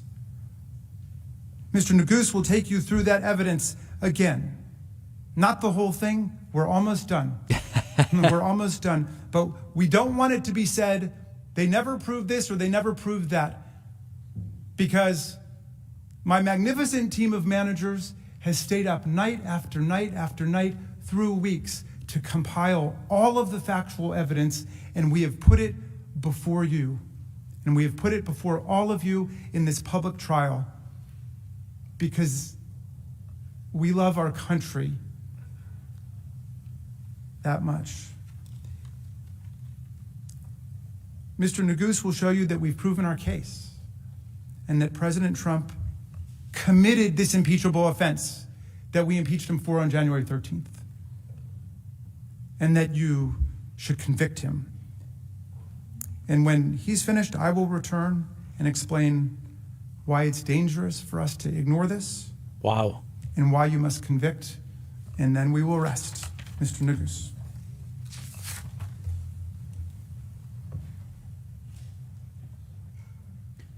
Real quick, thanks to Nico Young, Kim Muth, Nick Giotto, Colin Mayer. Mr. President, Thank you. distinguished senators, good afternoon again. As my colleague, Lead Manager Raskin, mentioned, I know it's been a long few days, and I want to say thank you, that we're very grateful for your patience, for your attention, and the attention that you have paid to every one of our managers as they have presented our case. As Lead Manager Raskin mentioned, I hope, I trust that we could all agree that if a president incites a violent insurrection against our government, that that's impeachable conduct. So what I'd like to do as we close our case is just walk you through why our evidence overwhelmingly establishes that President Trump committed that offense. Now, as you consider that question of whether the president incited an insurrection, there are three questions that reasonably come to mind. Was violence foreseeable? Did he encourage violence? Yes. And did he act willfully? Yes. And I'm going to show you why the answer to every one of those questions has to be yes. First, let's start with foreseeability. Was it foreseeable that the violence would erupt on January 6th if President Trump lit a spark? Was it predictable that the crowd at the Save America rally was poised on a hair trigger for violence, that they would fight, literally, if provoked to do so? Of course it was. When President Trump stood up to that podium on January 6th, he knew that many in that crowd were inflamed, were armed, were ready for violence. It was an explosive situation, and he knew it. We've shown you the evidence on this point. You've seen it. The images, the videos, the articles, and the pattern, which show that the violence on that terrible day was entirely foreseeable. We've showed you how this all began with the big lie, the claim that the election was rigged and that President Trump and his supporters were the victims of a massive fraud, a massive conspiracy to rip away their votes. We've showed you how President Trump spread that lie and how over the course of months, with his support and encouragement, it inflamed part of his base, resulting in death threats, real-world violence, and increasingly extreme calls to stop the steal. We established that after he lost the election, the president was willing to do just about anything to prevent the peaceful transfer of power. That he tried everything he could do to stop it. You'll recall the evidence on the screen. Him pressuring and threatening state election officials, attacking them to the point of literally calling them enemies of the state, threatening at least one of them with criminal penalties. Then attacking senators, members of Congress, all across the media, pressuring the Justice Department, prompting outcries from assistant U.S. attorneys, not to mention his own attorney general, reportedly telling him that the stolen election claims were, quote, BS, not my phrase, his. And then, as January 6th approached, he moved on to attacking his own vice president, openly and savagely. We recounted throughout that entire period all the ways in which President Trump inflamed his supporters with lies that the election was stolen. And as every single one of us knows, nothing in this country is more sacred, nothing, than our right to vote, our voice. And here you have the President of the United States telling his supporters that their voice, that their rights as Americans were being stolen from them, ripped away. That made them angry. Angry enough to stop the steal, to fight like hell to stop the steal. And we showed you this. You saw the endless tweets, the rallies, the statements encouraging and spreading that big lie. You saw that he did this over and over again with the same message each time. You must fight to win it back. You must never surrender, no matter what. And remember, each time that his supporters along the way showed violence, he endorsed it. He said it's great. Encouraged it. Praised it. All part of that same demand to stop the steal and fight like hell. Remember the video that Manager Plaskett showed you from Texas? Some of his supporters encircling a bus of campaign workers on a highway. People easily could have been killed. Easily. What did he do? He tweeted it and made a joke about it at a rally. Called them patriots. He said it's the new held hot them out thing. as an example of what it means to stop the steal. When he told his supporters to stop the steal, they took up arms to literally intimidate officials to overturn the election results. You saw the evidence, and so did he. And he welcomed it.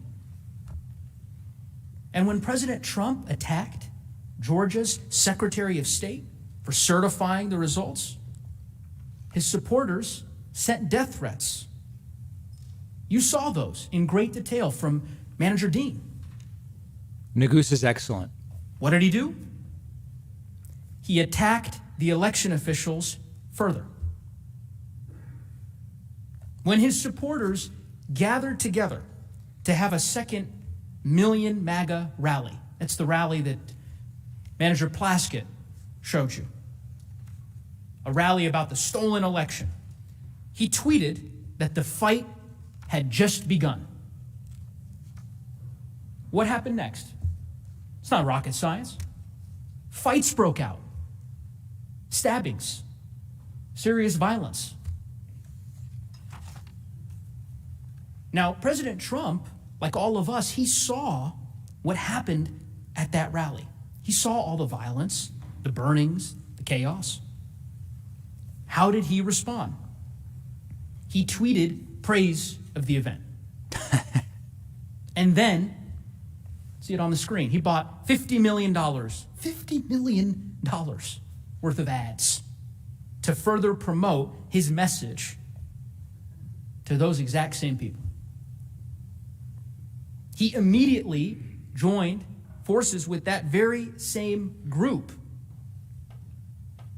He joined forces with the same people that had just erupted into violence. Was violence predictable? Was it obvious that the crowd on January 6th was poised for violence? I know a lot of people in the chat reacting like they have to explain this to Republicans like they're little kids, where you're also fighting, that they want to go to recess and they can't find their binky and they want, a Capri Sun. In the days leading up to January 6th, there were dozens, hundreds of warnings. And he knew it. He knew the rally would explode if provoked.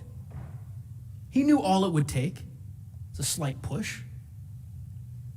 Remember, you heard from Manager Plaskett, the chatter on social media, websites that the Trump administration monitored and were known to the Trump operation. It showed that the people he invited to the January 6th rally took this as a serious call to arms. That this was not just any attack. It was to storm the Capitol if necessary, to stop the steal. And it wasn't just clear on these websites that the Trump administration was monitoring. I mean, the FBI issued reports about this as a credible threat, a threat to target us. Law enforcement made 6 arrests that night before. 6 arrests. Newspapers across the city warned of the risk of the violence. There can be no doubt that the risk of violence was foreseeable. And what did he do in the days leading up to the rally? Did he calm the situation? Ask yourself. Did he call for peace? No. He didn't do that. He spread his big lie more. The most dangerous lie, as I mentioned, that Americans' votes were being stolen and that the final act of theft would occur here in the Capitol. And then he assembled all of those supporters. He invited them to an organized event on a specific day, at a specific time, matched perfectly to coincide with the joint session of Congress, to coincide with the steal that he had told them to stop. And then said, let's go to the Capitol. By any and all means. Again, he was told by law enforcement and all over the news that these people were armed and ready for real violence. He knew it. He knew it perfectly well, that he had created this powder keg at his rally. He knew just how combustible that situation was. He knew there were people before him who had prepared, who were armed and armored.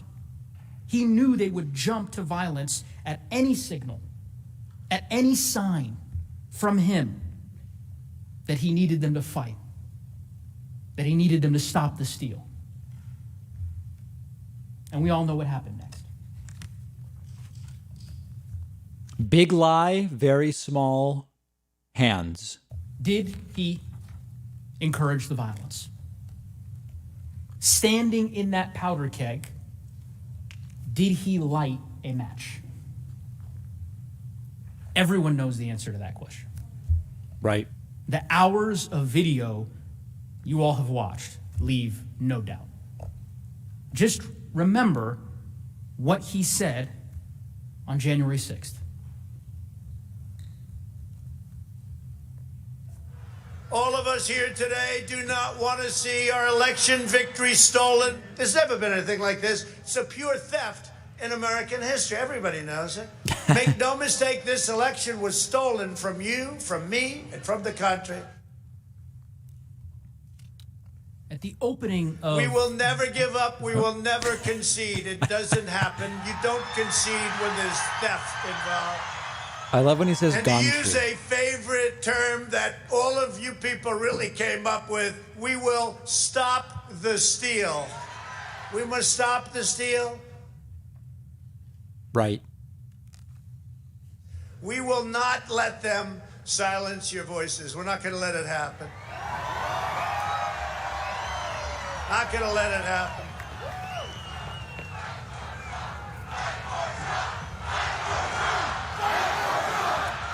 Fight for Trump.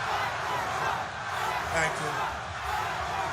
And you have to get your people to fight, because you'll never take back our country with weakness. You have to show strength, and you have to be strong. And we fight. We fight like hell. And if you don't fight like hell, you're not going to have a country anymore. There it is. You may remember at the outset of this trial that I told you you'd hear three phrases over and over and over again.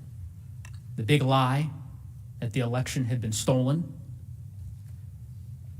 stop the steal and never concede, and fight like hell to stop that steal. You heard those phrases throughout the course of this trial, video after video, statement after statement, telling his supporters that they should be patriots, to fight hard to stop the steal. And on that day, where did he direct the crowd's ire? He directed them here, to Congress. He quite literally, at one part of that speech, pointed at us. He told them to fight like hell, and if you don't fight like hell, you're not going to have a country anymore. And here's the thing, that wasn't metaphorical. It wasn't rhetorical. But it's a metaphor. He already made it perfectly clear that when he said fight, he meant it. And that when followers, in fact, fought, when they engaged in violence. Also, walk down Pennsylvania Avenue was just an analogy towards, I'm an idiot, I don't know. It was okay to break the law because the election was being stolen. You heard it. You remember the clip that Manager Dean showed you earlier in this trial. He told them, quote is on the screen, when you catch somebody in a fraud, you're allowed to go by very different rules. Remember how all of his supporters, some of his supporters across social media were treating this as a war, talking about bringing in the cavalry? Yeah, walk down Pennsylvania Avenue was a metaphor for voting the next time we have a chance. That's all he meant. He'd been making it clear for months. So, let's have trial by combat. Rudy. And Rudy, you did a great job. He's got guts. You know what? He's got guts. Unlike a lot of people in the Republican Party, he's got guts. He fights.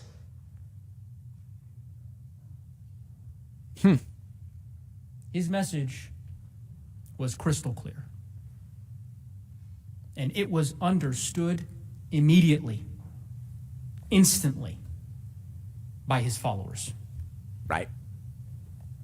And we don't have to guess. We don't have to guess as to how they reacted. We can look at how people reacted to what he said. You saw them, and you saw the violence. It's pretty simple. He said it. And they did it. And they did it. There it is. And we know this because they told us. They told us in real time during the attack. You saw the affidavits, the interviews on social media, on live TV. They were doing this for him because he asked them to. They were standing by. And it wasn't just insurrectionists who confirmed this.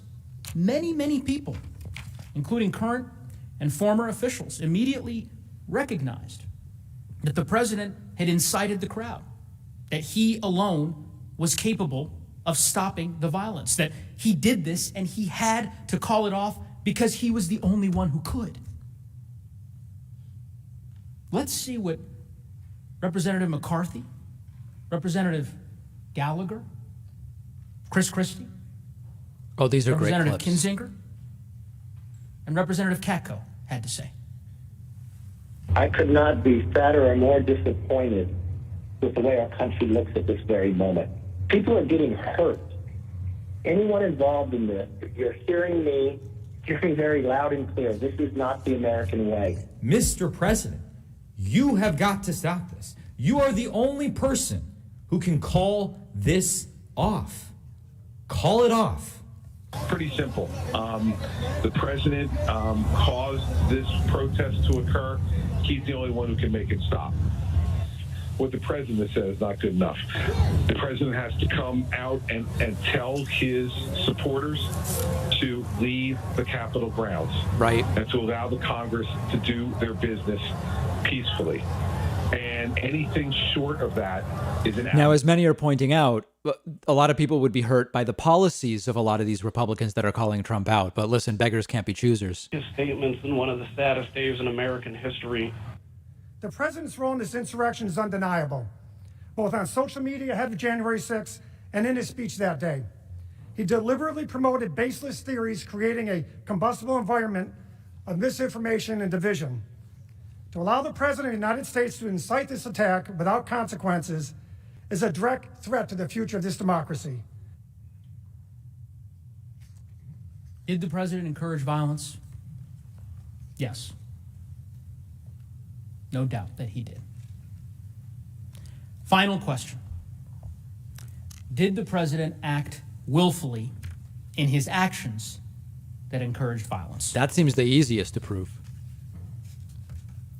Well, let's look at the facts.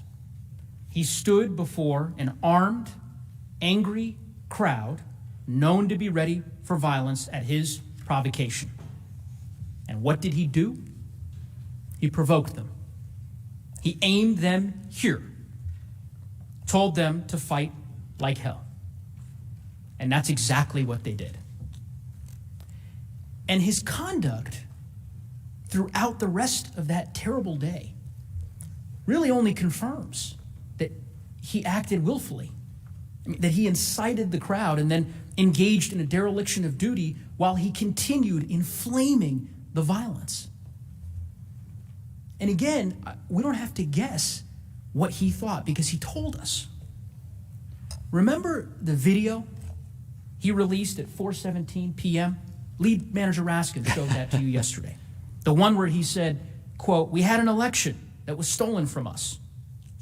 Remember the tweet that he put out just a couple hours later, 6:01 p.m. on January 6th. These are the things that happen. Many times. You can see it on the slide. That these are the things that happen when a sacred landslide election victory is so unceremoniously and viciously stripped away. That is what he was focused on. Spreading the big lie and praising the mob that attacked us and our government. You heard Manager Cicilline describe reports. The president was delighted, enthusiastic, confused that others didn't share his excitement, as he watched the attack unfold on TV. He cared more about pressing his efforts to overturn the election than he did about saving lives, our lives. Look at what President Trump did that day after the rally. It's important. He did virtually nothing. We've seen, Manager Castro mentioned this, that when President Trump wants to stop something, he does so simply, easily, quickly. But aside from 4 tweets and a short clip during the over 5-hour-long attack, he did nothing. On January 6th, he didn't condemn the attack, didn't condemn the attackers, didn't say that he would send help to defend us or defend law enforcement. He didn't react to the violence with shock or horror or dismay as we did. He didn't immediately rush to Twitter and demand in the clearest possible terms that the mob disperse, that they stop it, that they retreat. Instead, he issued messages in the afternoon that sided with them. The insurrectionists who had left police officers battered and bloodied. He reacted exactly the way someone would react if they were delighted, and exactly unlike how a person would react if they were angry at how their followers were acting. Again, ask yourself how many lives would have been saved, how much pain and trauma would have been avoided if he had reacted that of the United States is supposed to act. Certainly some. There are 2 parts of President Trump's failure here, his dereliction of duty, that I just have to emphasize for a moment. First is what he did to Vice President Mike Pence, the Vice President of the United States of America. Turning on your own His VP own is Vice President edgy. was in this building with an armed mob shouting, "Hang him." The same armed mob that set up gallows outside. You saw those pictures. And what did President Trump do? He attacked him more. He singled him out by name. It's honestly hard to fathom. Second, our law enforcement. The brave officers who were sacrificing their lives to defend us, who could not evacuate or seek cover because they were protecting us. I'm not going to go through again what my fellow managers showed you yesterday, but let me just say this. Those officers serve us faithfully and dutifully, and they follow their oaths. They deserved a president who upholds his, who would not risk their lives and safety to retain power. A president who would preserve, protect, and defend them. But that's not what he did. When they, the police, still barricaded and being attacked with poles, he said in his video to the people attacking them, "We love you. You're very special." Very special children. What more could we possibly need to know about President Trump's state of mind? Senators, the evidence is clear. We showed you statements, videos, affidavits that prove President Trump incited an insurrection that he alone had the power to stop. And the fact that he didn't stop it, the fact that he incited a lawless attack and abdicated his duty to defend us from it, the fact that he actually further inflamed the mob,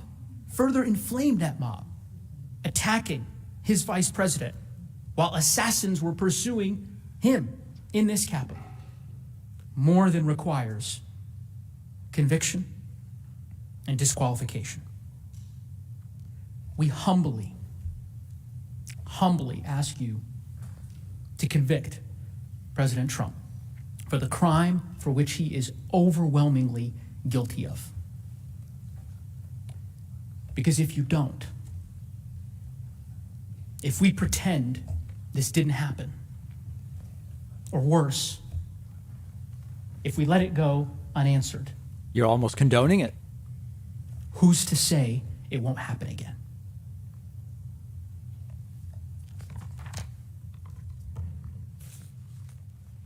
There's Congressman Joe Neguse. We will now hear from Jamie Raskin once more. Then the prosecution expected to rest. Mr. President, members of the Senate, first of all, thank you for your close attention and Yeah, right. seriousness of purpose that you've demonstrated over the last few days. Thank you also for your courtesy to the House managers as we've come over here, And your strangers sleeping. in a strange land, to make our case before this distinguished and august body. We are about to close, and I am proud that our managers have been so disciplined and so focused. I think we are closing somewhere between 5 and 6 hours under the time that you have allotted to us. Wow.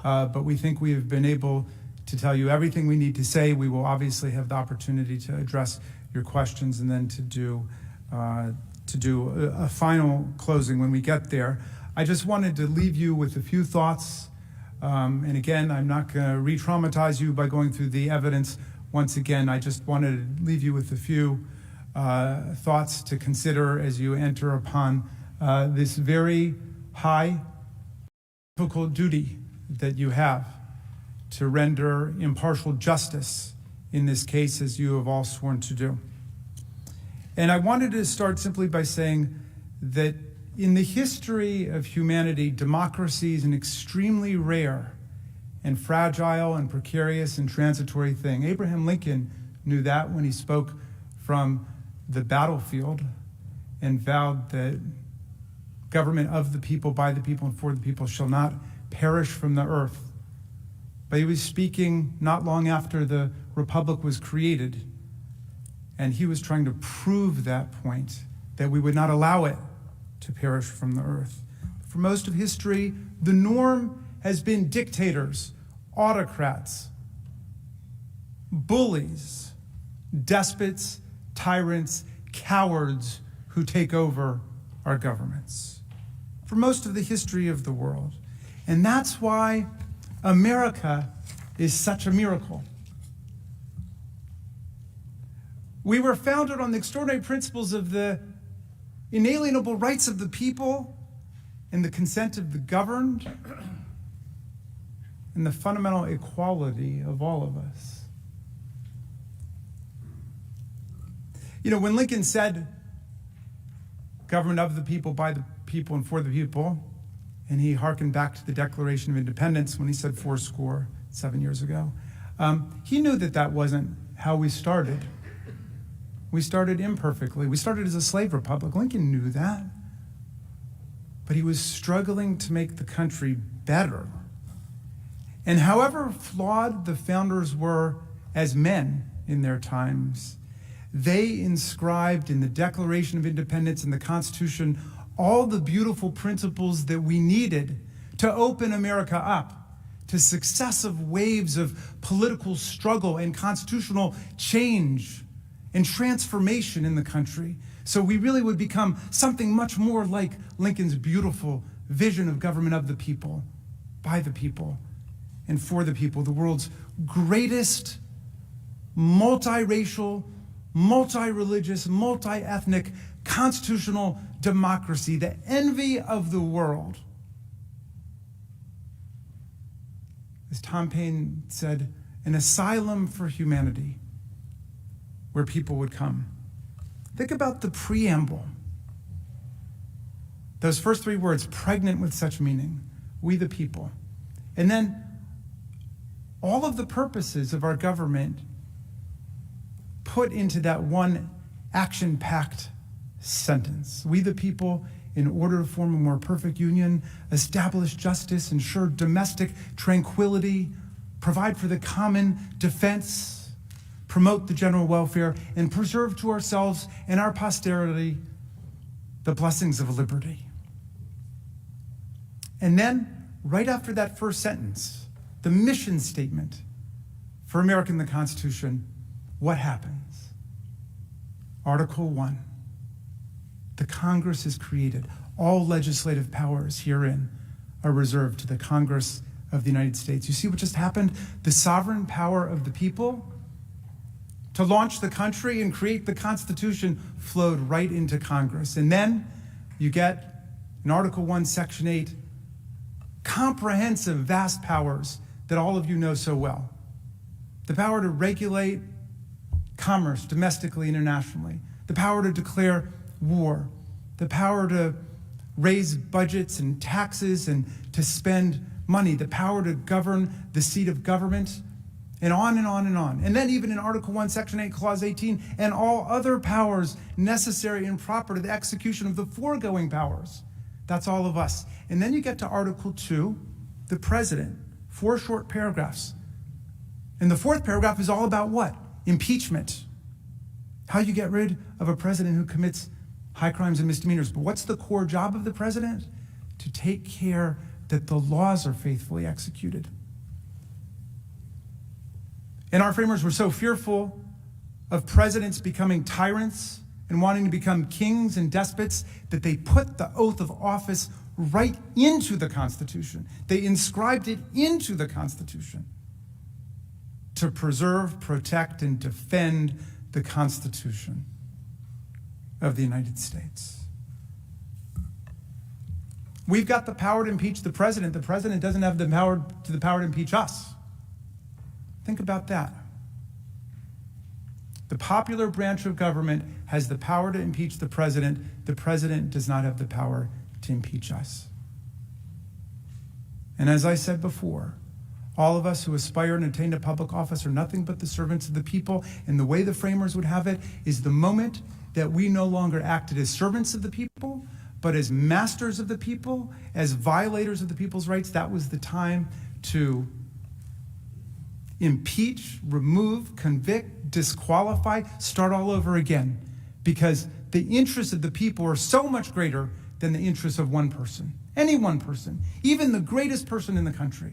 The interests of the people are what count.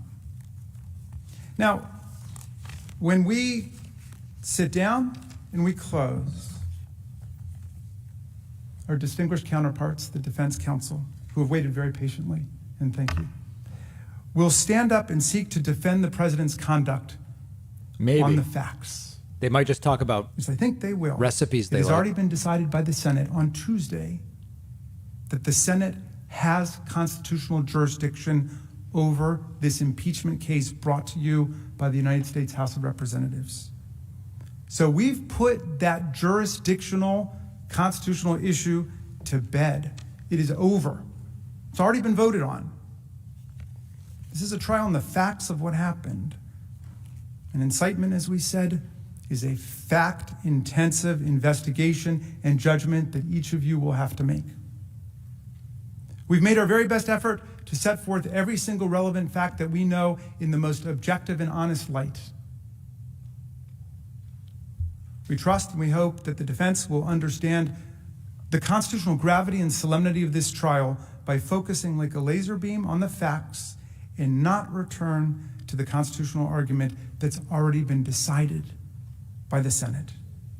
Just as a defense lawyer who loses a motion to dismiss on a constitutional basis in a criminal case must let that go and then focus on the facts which are being presented by the prosecutors in detail, they must let this constitutional jurisdictional argument go. Not just because it's frivolous and wrong, as nearly every expert scholar in America opined, but because it's not relevant to the jury's consideration of the facts of the case. They don't care.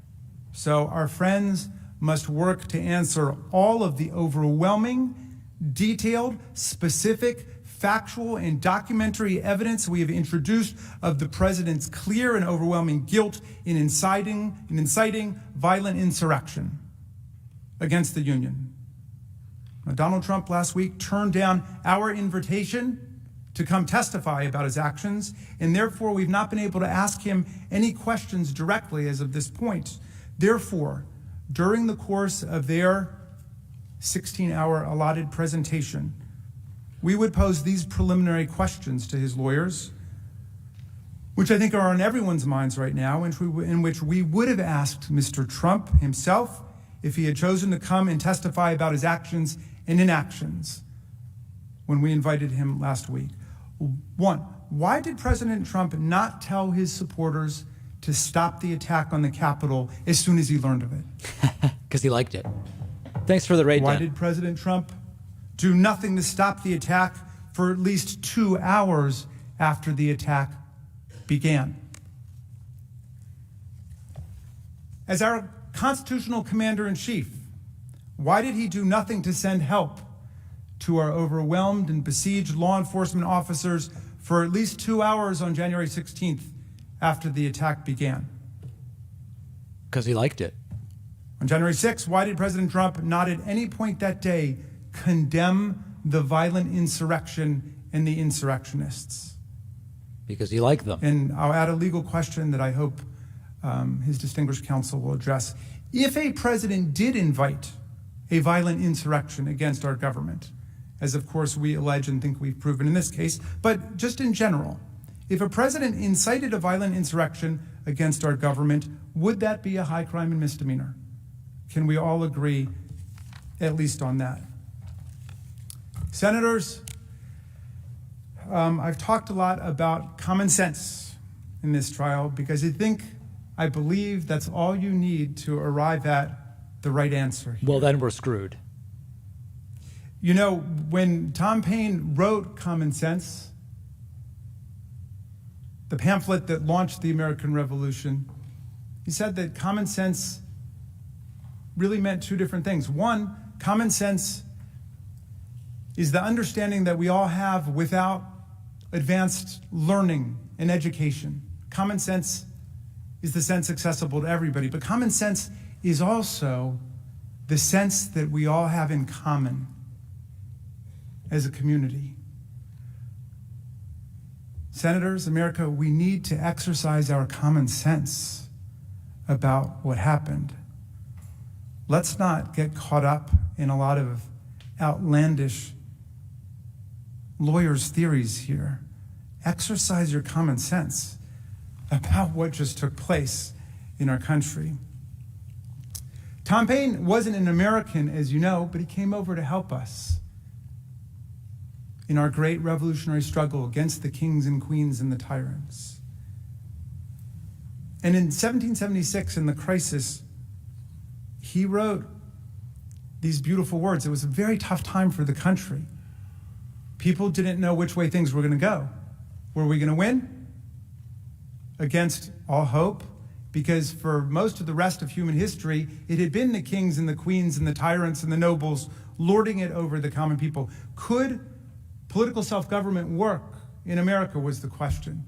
And Paine wrote this pamphlet called The Crisis. And in it, he said these beautiful words. And with your permission, I'm going to update the language a little bit, pursuant to a suggestion of Speaker Pelosi, so as not to offend modern sensibilities. Okay. But he said, these are the times that try men and women's souls.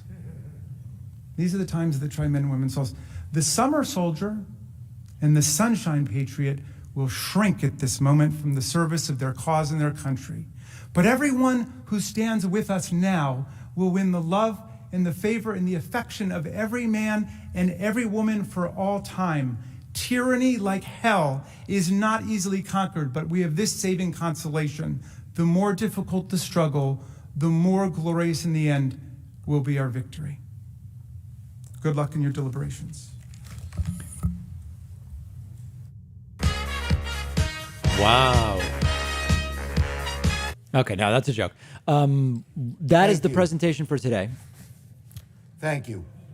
Now I have two, we're going to do the adjournment resolution in a moment. I have two other things that we have to do. They're quick. First, Mr. President, I ask unanimous consent that it be in order to make several unanimous consent requests as if in legislative session. No objections ordered. I ask unanimous consent that on Friday, February 12th, from 10:30 to 11:30 a.m., that notwithstanding adjournment, the Senate be able to receive House messages and executive matters. Committees be authorized to report legislative and executive matters, and senators be allowed to submit statements for the record, introduce bills and resolutions, and make co-sponsor requests, and where applicable, the Secretary of the Senate, on behalf of the presiding officer, be permitted to refer such matters. No objections allowed. And a second request, poignantly appropriate at this moment. I ask unanimous consent that pursuant to the order of the Senate of January 24th, 1901, the traditional reading of Washington's farewell address take place on Monday, February 22nd, following the prayer and pledge. Further, that Senator Portman be recognized to deliver the address. Wow. Is there objection? Not hearing an objection, it's ordered. And finally, Mr. President, I ask unanimous consent the trial adjourn until 12 noon tomorrow, Friday, February 12th, and this also constitute the adjournment of the Senate. Hearing an objection, without objection, it's ordered. Senate's adjourned. All right, the Senate is adjourned. That is the end of the prosecution's case, and tomorrow the defense will begin. Noon tomorrow, we are waiting for some of the senators to exit. We might see Willard Mitt Romney or others on their way out. It has been quite a day. I do want to make sure everybody who supported gets a thank you. Thanks to Jessica Higginson, who signed up at joinpacman.com. And of course, we love our website subscribers. And then a bunch of thanks over on Twitch, Back Ben and Hammer Werfer, Blake A. Stone, CT Snowman, as well as Mike Wells and so many other different people. Appreciate everybody. Tomorrow will be a disaster. Tomorrow will be a disaster, and we will see everybody back very, very soon. By unanimous consent, I ask to adjourn the stream, and hearing no objections, I'm going to do it. All right, we'll see everybody tomorrow.